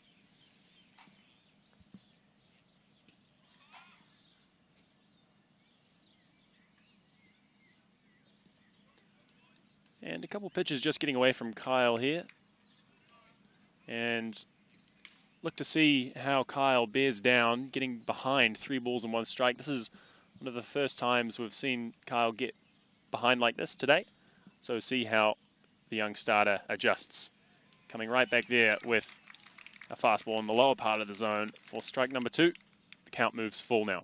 Yeah, like you said, Sam, this is the first time he's fallen behind since maybe the first 2 batters of the game. So good poise shown by Kyle to get back with a strike. And a fastball was just dribbled down the third base line, coming over and flicked to the first baseman. Great play there by Daniel Lamb Hunt, the third baseman, and Kyle. Fantastic start through 5 innings there. Gave up 1 hit, no walks so far, and of course no runs. Oh, great running play there by Lamb Hunt. Made that difficult play look pretty easy, nice and smooth. I'm not sure if we can quite see the bullpen from here, Sam, so I'm not sure if anyone's up for the Tuatara. I know we're repeating ourselves, but he is on that 25 inning limit, but we will see if maybe they will stretch that out past the 5th this time around.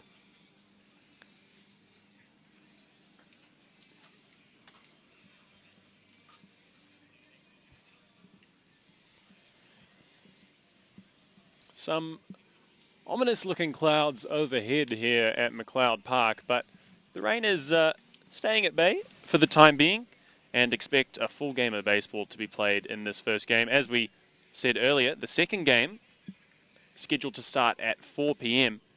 And the forecast expecting the rain to stay away in the evening. So come on down to McLeod Park out here in West Auckland for a 9-inning game of baseball. We're seeing some really high-quality ball played here by both teams for the second game ever played, professional game played in Auckland. Yeah, very clean game of baseball, Sam. The innings are rolling by very quickly. No errors made by either team. Pitchers are throwing strikes, getting to see some plays. It's what you want to see out on the park. And some great development being shown as well by both teams. Some of the younger players in the mix here. Looks like we got another pitching change here, Sam. The reliever, Sam Holland, coming out of the game after just 2 outs. He did well, and another lefty on the bump.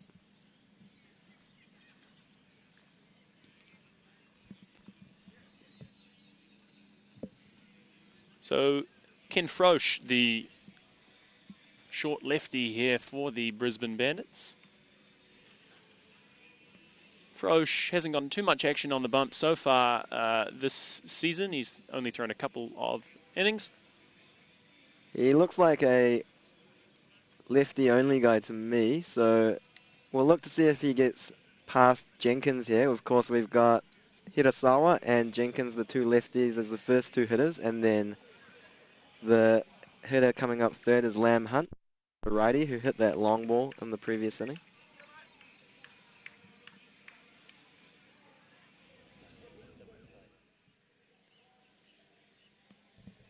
So getting later innings for the Brisbane Bandits, down 4-0.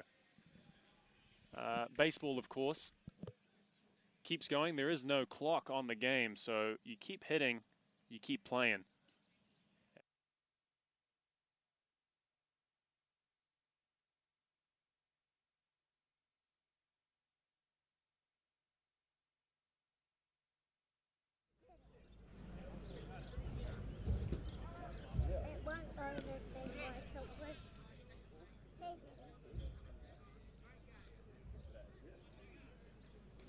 Pardon that interruption there, folks. We're back online here. So the count is 1-1 to Hirasawa, the shortstop. As Frosch fires a breaking pitch on the inside part of the plate and fouled off by Hirasawa. He's got a bit of a low arm action as well, Sam. It looks like it will be quite deceptive for the left-handed hitters, throwing from the left side with that side arm angle. Yeah, so with that breaking pitch, look to see a lot of lateral movement going away from the lefties. As we see there, swung on through by Hirasawa. A nasty slider there by Frosch. Oh, excellent pitching there, Sam. You called it on the money there, with a great horizontal movement on that sweeping slider from that 3/4 arm slot. So Frosch will be looking to do much the same thing against another lefty, Eric Jenkins here. As we see a smattering of rain start to pour. And that pitch just getting the bottom outside part of the plate. Yeah, we'll see if he handles Jenkins if the Bandits coaching staff sticks with him for one more batter. but he does look like a lefty specialist with that great breaking ball.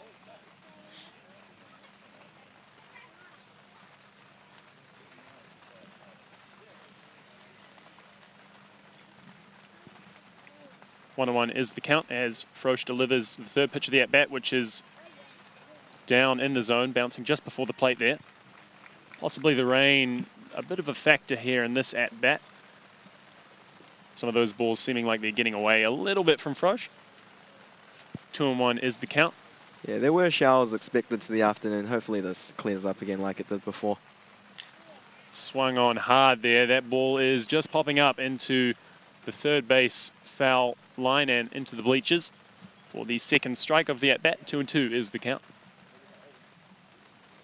One advantage Jenkins does have is at least his previous 2 at-bats have been against lefties with a good slider, so he might have adjusted a little bit more to it by now. Although he did strike out on one of those breaking balls his last at-bat, Sam.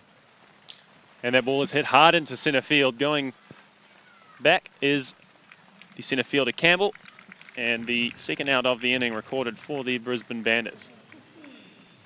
With no runners getting on there, the Bandit staff look like they have decided to stick with Frosch here. Of course, if he probably gave up a base runner, we might have seen a right-handed pitcher come up. Oh, no. Stand corrected there, Jun. Coming out now is the coach. It looks like that'll be it for Frosch today. Handling those 2 lefties, doing his job exactly as the Bandits management asked of him. Should have stuck with my original prediction, Sam. You got to trust yourself in baseball sometimes, Jun. We can't get them all right. Win some, you lose some. So the pitcher now for the Brisbane Bandits is number 11, Cameron Mcveigh. Of course, with these rosters changing quite frequently from season to season, it is a bit more difficult to know exactly what the coaching staff are going to do in terms of their strategy, but that's a pretty typical baseball move there, Sam. More and more in the modern game of baseball, we're seeing coaches go to their bullpen. Starting pitchers not expected to throw as many pitches as they used to in the old days.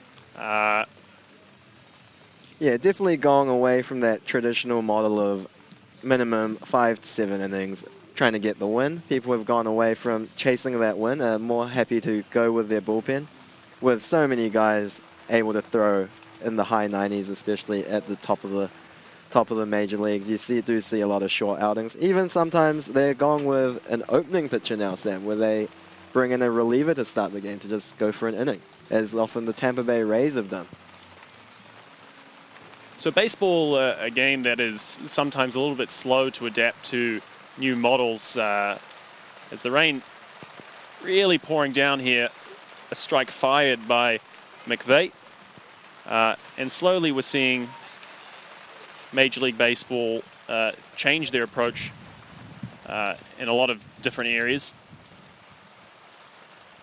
Yeah, obviously statistics are a huge part of baseball, and at the major league level with so much data and so many games available, they are starting to lean more heavily on that, which some people say is taking the finer points out of the game, but I mean, it's all about winning at that level, so you can understand why they would rely on those numbers.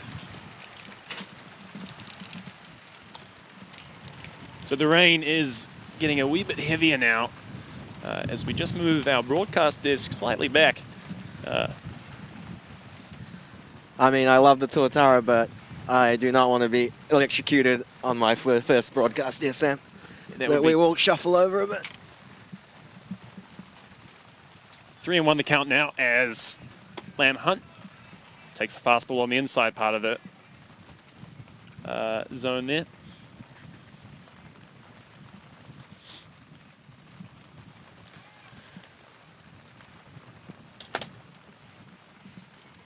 And swung on. There was a big swing there by Lam Hunt, possibly looking to do what he did last at bat, but just not quite able to catch up to that fastball. Definitely looking to do damage with that G-hack there by Lammy. Moustache watch out once again. What do you think of that one on Lam Hunt, John? That's pretty poor there. I mean, maybe on a relative term compared to Kyle's, I'd give it a 7, but in general terms, I'd have to give that no higher than a 3. I certainly wouldn't let him babysit my children, but it's fine on a baseball player. So here we go. The walk drawn by Lamb Hunt there. 2 outs now with a runner on first base as Max Brown, the right fielder, comes up for the Auckland Tuatara.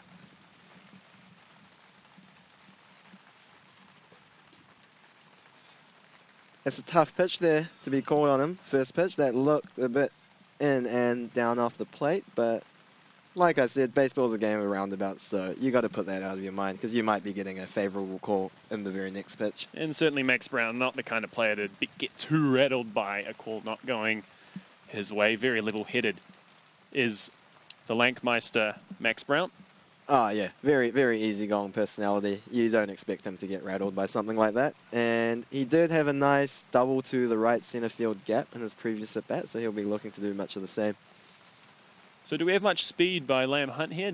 As that ball is hit into shallow left field, coming is number 10 under that pitch. Mitchell Ellis, the right fielder, records the 3rd out for the Brisbane Bandits. So we will move into the 6th inning as the rain continues to patter down here.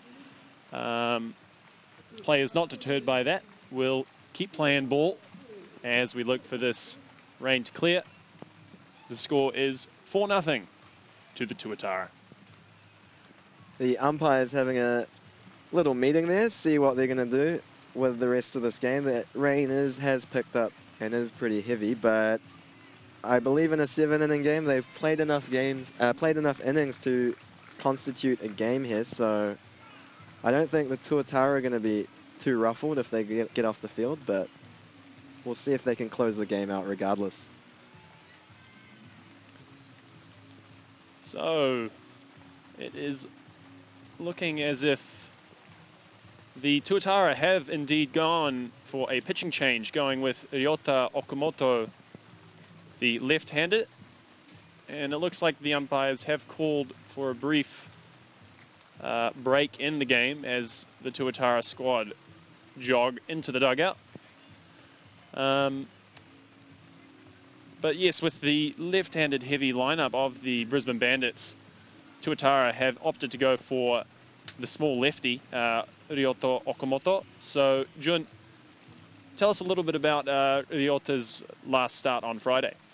Yeah, he came in a big spot, and he managed to get 2 left-handed hitters out with off-speed offerings. He's very experienced, doesn't have the best velocity anymore. He's getting up a little bit there in age, but he is a very intelligent pitcher, and it's great to see someone who's just been successful in the local club level doing so well, which I feel like gives all the players just playing here a bit of inspiration that they can make it up to this level, Sam. And exactly, just watching him pitch makes you appreciate how important it is to hit your spots as a pitcher. Ryota, not with the highest velocity, but certainly with some of the best control that we have seen in the New Zealand League. Also mixing in what seems about 7 different types of breaking pitches. He's got big breaking curveballs along with sharper sliding type options. And he can sometimes surprise you with a little bit of velocity that he brings with that fastball, especially up in the zone. That looks like a breaking pitch starting high, but just staying high, and a lot of swing and misses. Yeah, he definitely holds something back on his fastball, and when he needs it most, he can get one by you, which is the key to his pitching. Very intelligent baseball player, great at holding runners, and really good hitter, in fact, in this local league. So he can do it all, but of course, I think they needed a bit of help with this left-handed heavy lineup. That's why he's been brought in on this for this series last minute. So bear with us here as the tarpaulins are being brought out onto the dugout. Another shout out now. You'll see the big man there with the rake, Kevin Napier, the grounds manager for McLeod Park here for the Auckland Tuatara, having done a fantastic job with this ground. And you see his crew out there as well. Kevin Napier, he can do the work of 6 or 7 gentlemen just on his own, I believe.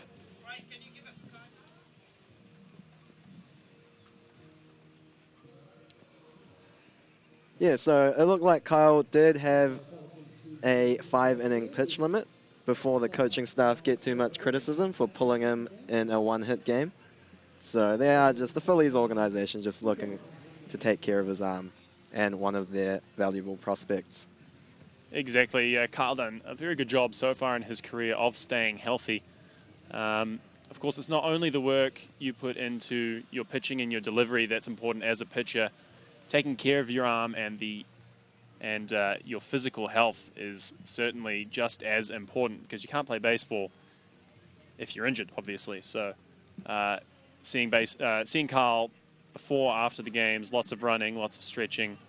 He's a perfect model that younger pitchers should look out to as to how to conduct themselves, not only on the field, but off it as well. Yeah, definitely. Off the field, pitching work, pitching fitness isn't the most glamorous thing. A lot of running, a lot of stretching, a lot of band work. Not quite as fun as taking hacks in the cage, but it is very important to staying healthy and to being successful on the mound. So if you haven't joined us on our Facebook page yet, if you go to facebook.com/Auckland Tuatara, you'll be able to find updates on the games there, as well as joining us on Instagram and Facebook, Auckland Tuatara. You can find us on those platforms as well. Just as they rush the tarps on, it looks like the rain is easing up. If you said they'd get one game in as of last night, I think they'd be pretty happy with that result. So I don't think they'll be too disappointed, but obviously it'll be more satisfying to get the victory for the Tuatara by finishing off the allotted 7 innings here.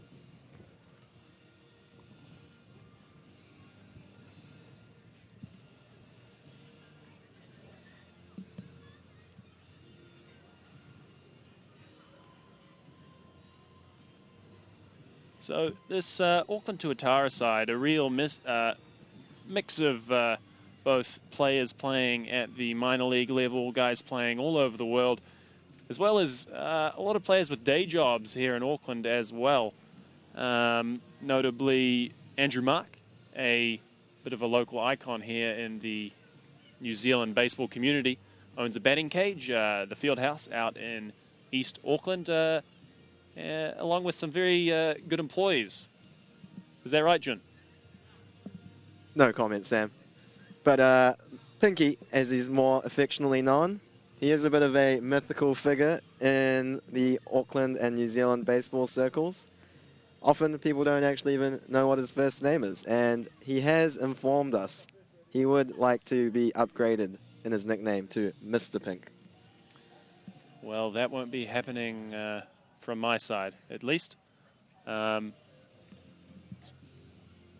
So what you can see right now is the tailgate cars. If you go on to the Tuatara Facebook page, you can see the packages that include a very lovely day at the field. You can purchase a ticket to these tailgate parties, as you see some of the fans there enjoying a beer and refreshments, other condiments, etc. Under the tents down there. Yeah, those lovely Ford Rangers provided by John Andrew Ford sitting out there. And, of course, always, Sam, drink responsibly. More importantly, live freely.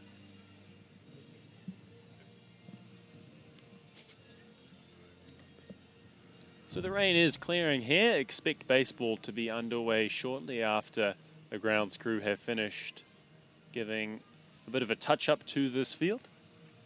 And with Ryota coming in to pitch for the Tuatara, with his experience, I don't think this rain out and having to leave the field will do too much hindrance to his pitching effort.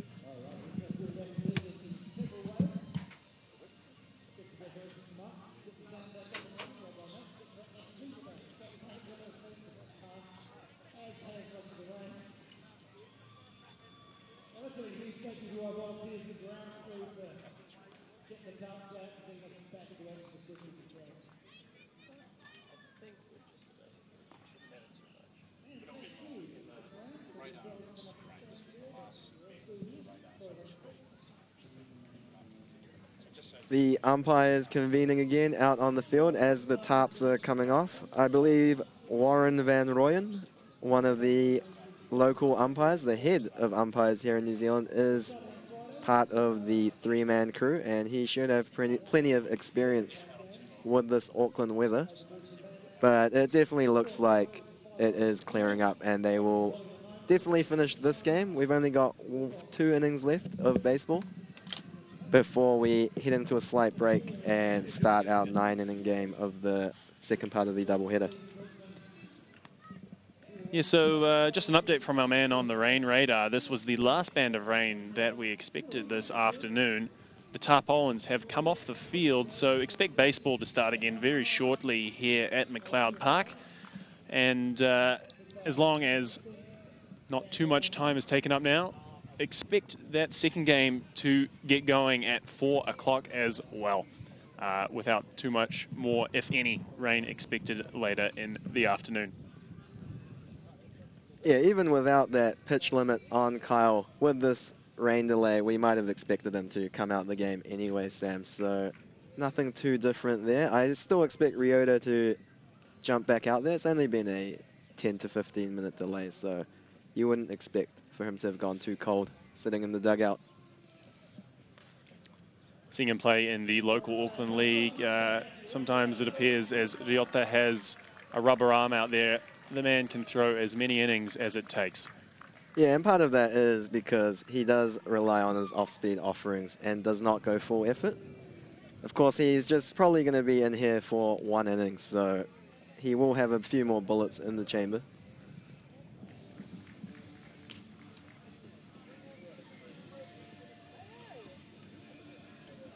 So the Auckland Tuatara side have taken the field once again. Thank you all for sticking with us through the rain delay. Expect baseball to get underway very shortly as the lefty Ryota Okamoto is running out from the bullpen in right field.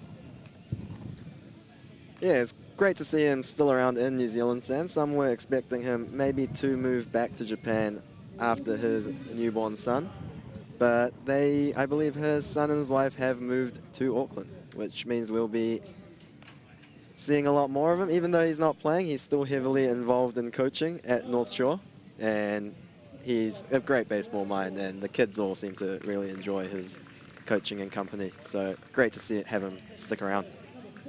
North Shore Baseball Club, one of the largest baseball clubs in New Zealand. Yeah, definitely, and they've grown really quickly with the likes of Adam Loff and David Fegan putting in a great effort there. And a bit of a plug for them to the council. Let's get them a permanent field.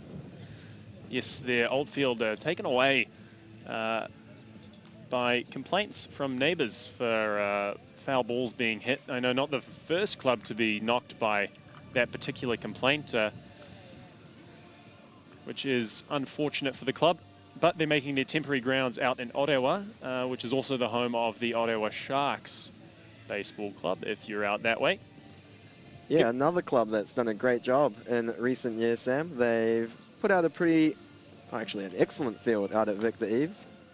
Blair Heaney doing a great job amongst many others, including Marco, who is also part of this extended squad. And got a great club rooms up there. Great weather, and hopefully they will be able to make that a slightly more permanent facility. Yeah, absolutely beautiful part of the country out there in Orewa. So, Ryota Okamoto has completed his warm-up pitches. Just about here. So, bit of a change in the field here will be a bit more damp, so watch to see any ground balls hit. They're possibly sliding on a little bit further, possibly a little bit harder for base runners to get a grip into the ground there. So we'll see how both teams adjust to the slight downpour. But the rain has stopped and baseball will resume here at West Auckland at McLeod Park.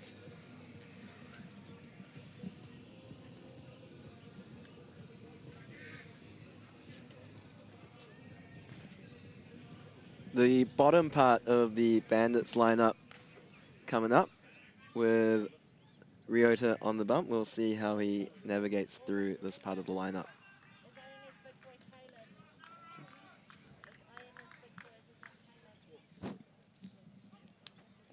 So as we said earlier, expect to see lots of breaking pitches here from Ryota as he misses high. So Daniel Nilsson, the left fielder for the Brisbane Bandits, at the plate for the lefty-on-lefty matchup for Ryota. And that ball is hit hard into right field. Max Brown underneath it records the first out of the top of the 6th inning for the Auckland Tuatara. As mentioned, Ryota Okamoto starting off with a off-speed pitch there to get the out, and we expect him to live and die by that pitch and not go to his fastball too often.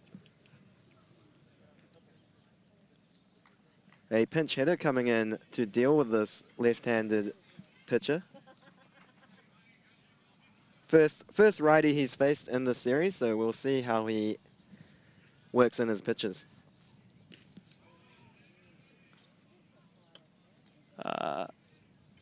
Not a pinch hitter here, pardon us. We're at the bottom of the lineup with Mitchell Ellis, the right fielder. So Tuatara management as that ball is slapped foul into down the third base line. So Tuatara management trusting Ryota to be able to handle the righty here at the bottom of the lineup. Like you mentioned, Sam, the breaking pitch, the slider, isn't quite as effective to the opposite-handed hitter. So we'll see if he does go to his fastball a bit more often.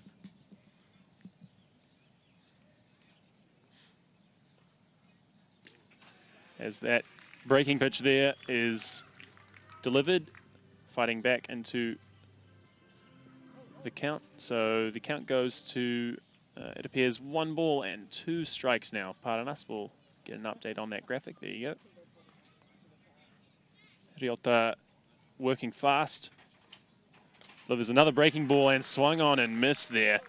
That pitch was absolutely filthy. Someone better go out and get the spray and wipe for that one.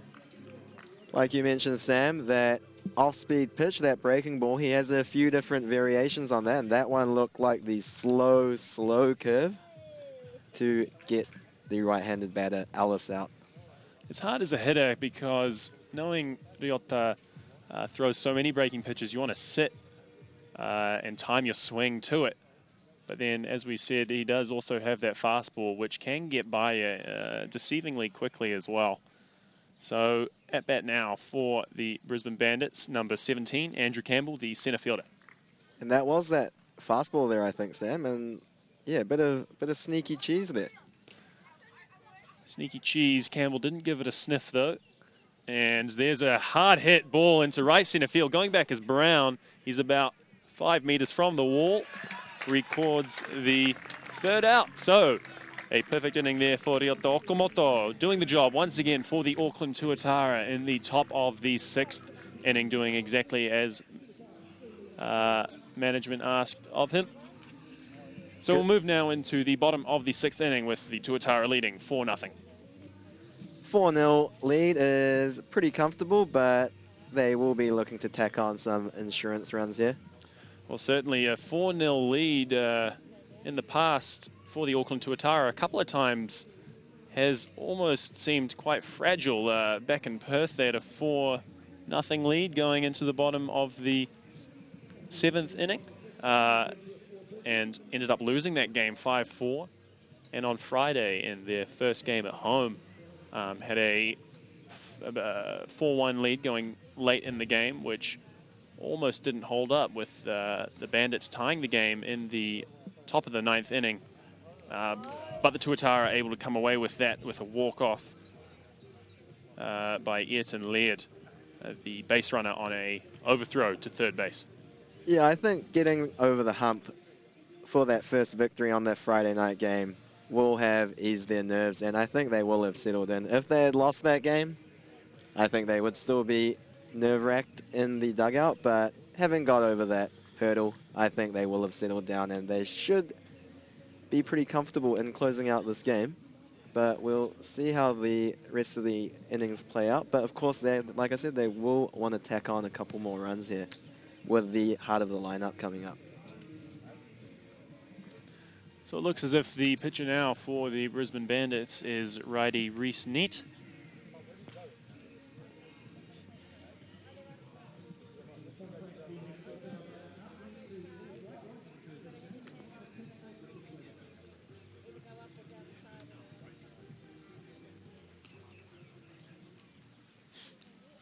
So the Auckland Tuatara will look to tack on a few more insurance runs. Yeah, one man who won't be minding being out in the rain is number 45 on screen, the first base coach, Johnny Southey. He is happy to be out on the baseball field no matter what.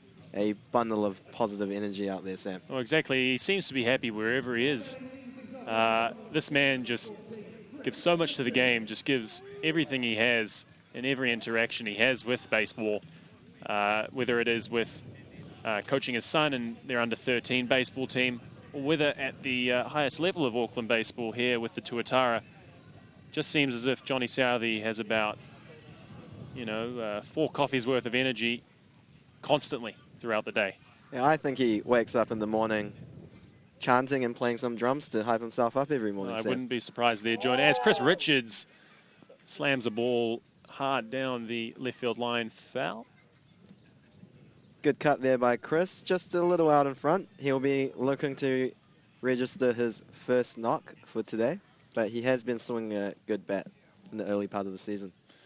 Yeah, Chris Richards in his minor league baseball career did struggle a wee bit at the plate as he hits a ball, just pops that into center field. Shortstop going back, just able to nab it. Almost a close play there, but in the end, comfortably getting that ball is the shortstop, TJ Bennett. That was a heck of a play by Bennett there. He made that look a lot easier than it was. He ran back, caught that over his shoulder. That's a really tough play. He got a great read and ranged all the way out and got there before it fell into that little Bermuda Triangle. So Zach Clark, the Goldilocks of the team, up to bat now. He'll be looking for a pitch that is just right to get some more runs ticking along for this Auckland Tuatara squad as he takes a fastball high in the zone. Yeah, he ripped one past the third baseline in his previous at bat, so let's see if he can make some hard contact again. And that ball is shuffled down the third base line there. Foul. The count moves to 1-1. Zach Clark just getting around on that breaking pitch there. Timing not quite right. As we've mentioned, he is a aggressive free swinger. You don't see him taking too many pitches, and not much has changed this at bat. Yeah, good eyes there on that ball that just misses down and out. Count moves to 2 balls and 1 strike. Another slight connection for Zach here. I believe he has been coached by former New Zealand under-18s coach Nick Stanley, who is now part of the Brewers organization, Sam. Yeah, that's right. A lot of Baseball New Zealand connections all over the world really coming together to make this Tuatara squad an international team with lots of New Zealand connections. The count 2-2 now as Clark takes that slider on the outside. Yeah, good eyes by Zach Clark there, fighting back his natural instinct and laying off 2 actually quite tough pitches there. So we'll see if he can do some damage on this full count. And he does swing through another slider there. And a strikeout recorded for number 19, Reese Neat. Yeah, that's just experience pitching there, Sam. Going back and having the confidence to throw that breaking ball in a full count and getting the aggressive Clark down swinging. Yeah, that's certainly where knowledge of the opposing hitters is very important.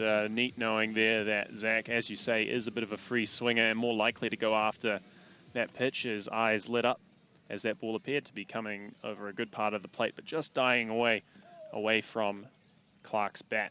So, Itchy, the first baseman for the Auckland Tuatara, at bat now. 2 hits already today. Continues his hot streak. Let's see if he can keep it going in the bottom of the 6th inning.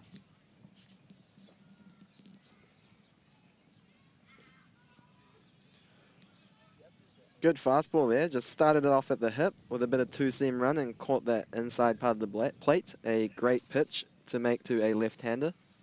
But Itchy, he has been patient, so I don't think he'll be too concerned about taking a couple pitches from a new pitcher.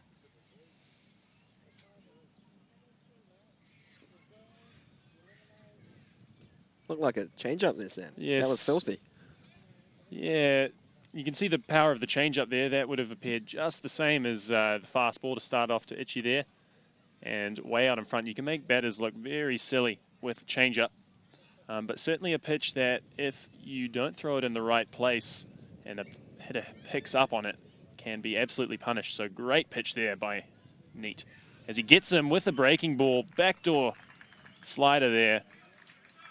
Gets Itchy for the third out of the bottom of the 6th inning. So the score is 4-0 as we move to the top of the 7th. That's just great pitching by Nit there, Sam. I mean, sometimes as a hitter, you just got to tip your cap. I don't think there was too much he could have done with that sequence. He just painted the corners with 3 different pitches. He went fastball, change-up, and then backdoored him with that curveball there. So even the hot hitting Itchy couldn't do too much in that plate appearance.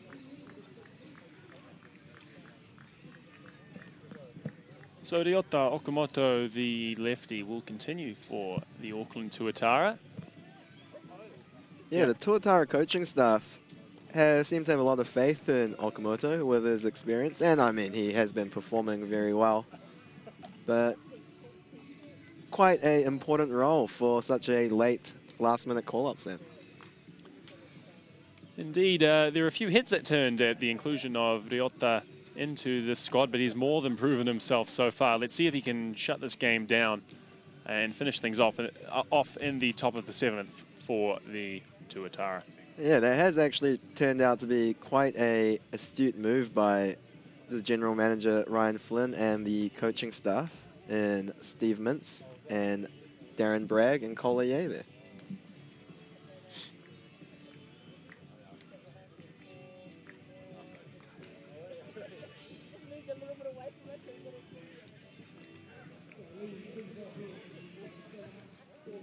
So Ryota will be comfortable here with a number of lefties coming up again for the Brisbane Bandits.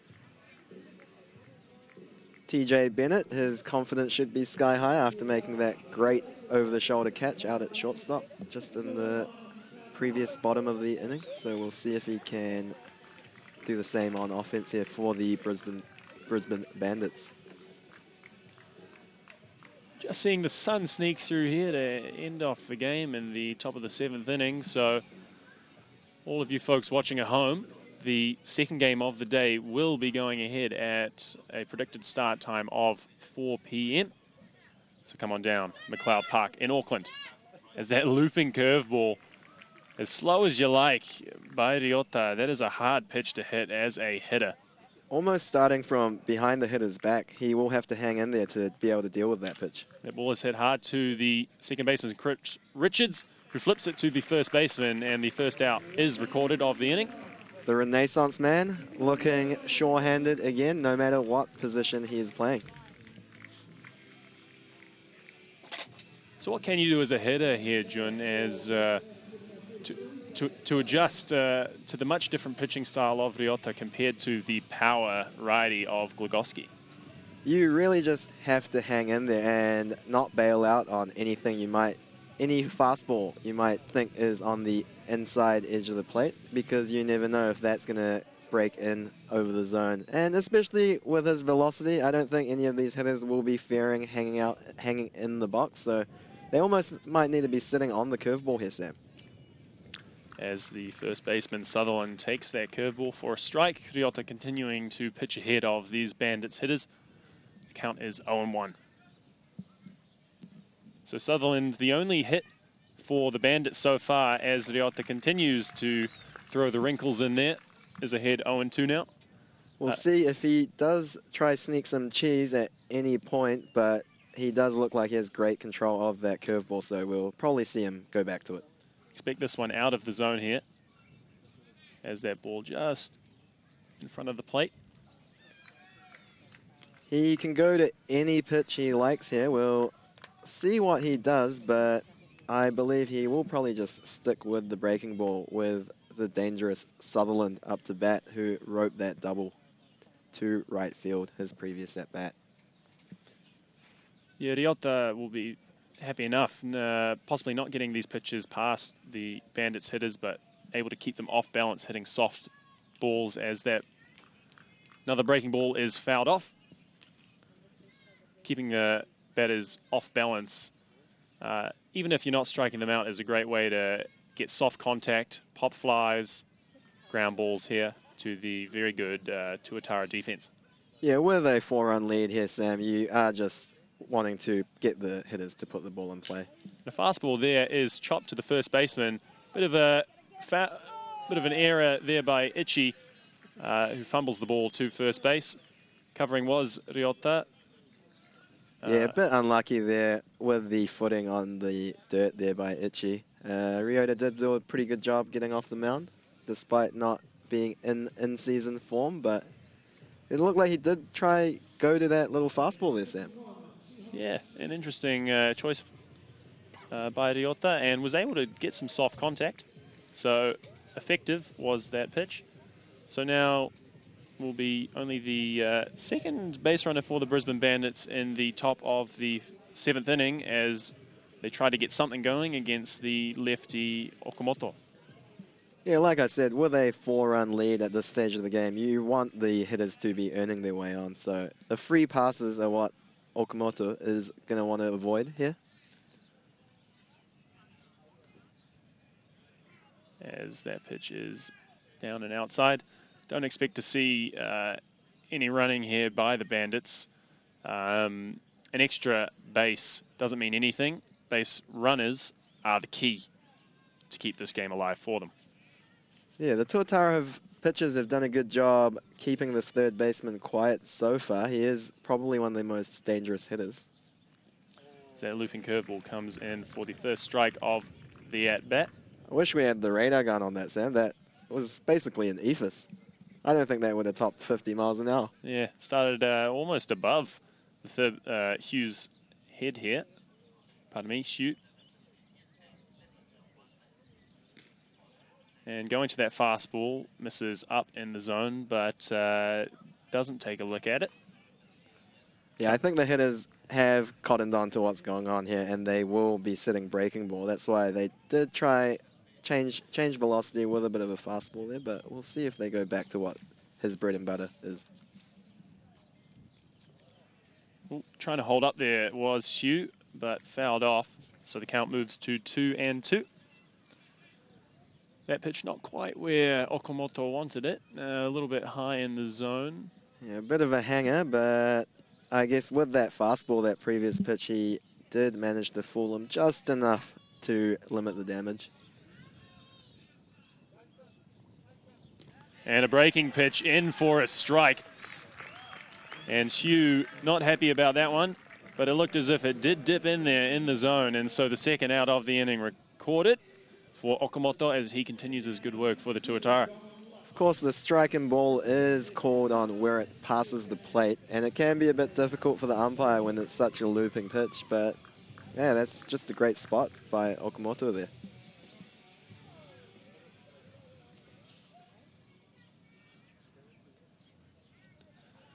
So hitting now for the Brisbane Bandits, Donald Lutz, the DH. As that fastball misses high in the zone. Lutz was one of the most dangerous hitters in the ABL last year. He hit a lot of home runs in minimal game time, so we'll see if he can help the Bandits get claw back into this game. As he swings through that breaking ball that just dipped down and out of the zone. Yeah, he's really got that thing on a string right now. I cannot imagine he will go to anything else but that looping curve to these left-handed batters. If he does throw that fastball, I will expect it to be kept out of the zone.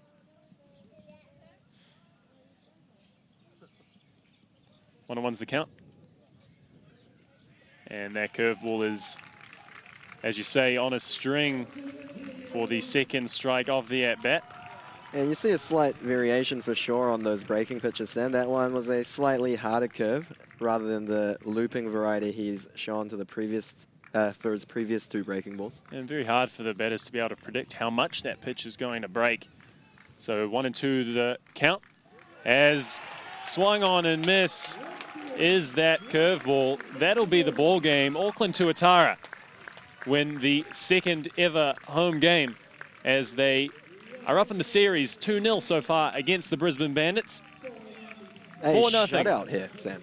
A shutout, I believe a 1-hit shutout by Auckland Tuatara pitchers. Very impressive. They'll be very happy with that. So thank you for joining us. Stick around. At 4 o'clock, the 2nd game will begin. We'll see you down at McLeod Park. Thank you very much.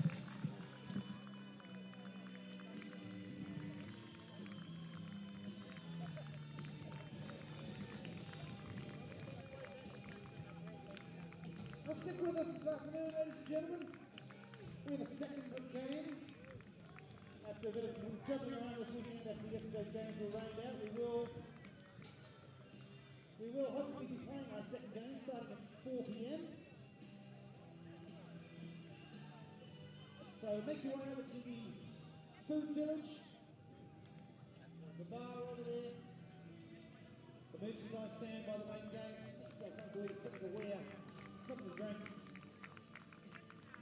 And we'll keep you updated if anything changes, but otherwise we'll see you back here just before 4 o'clock for the 2nd and final game of this historic first home stand for the Auckland Tuatara. They currently lead the series 2 games.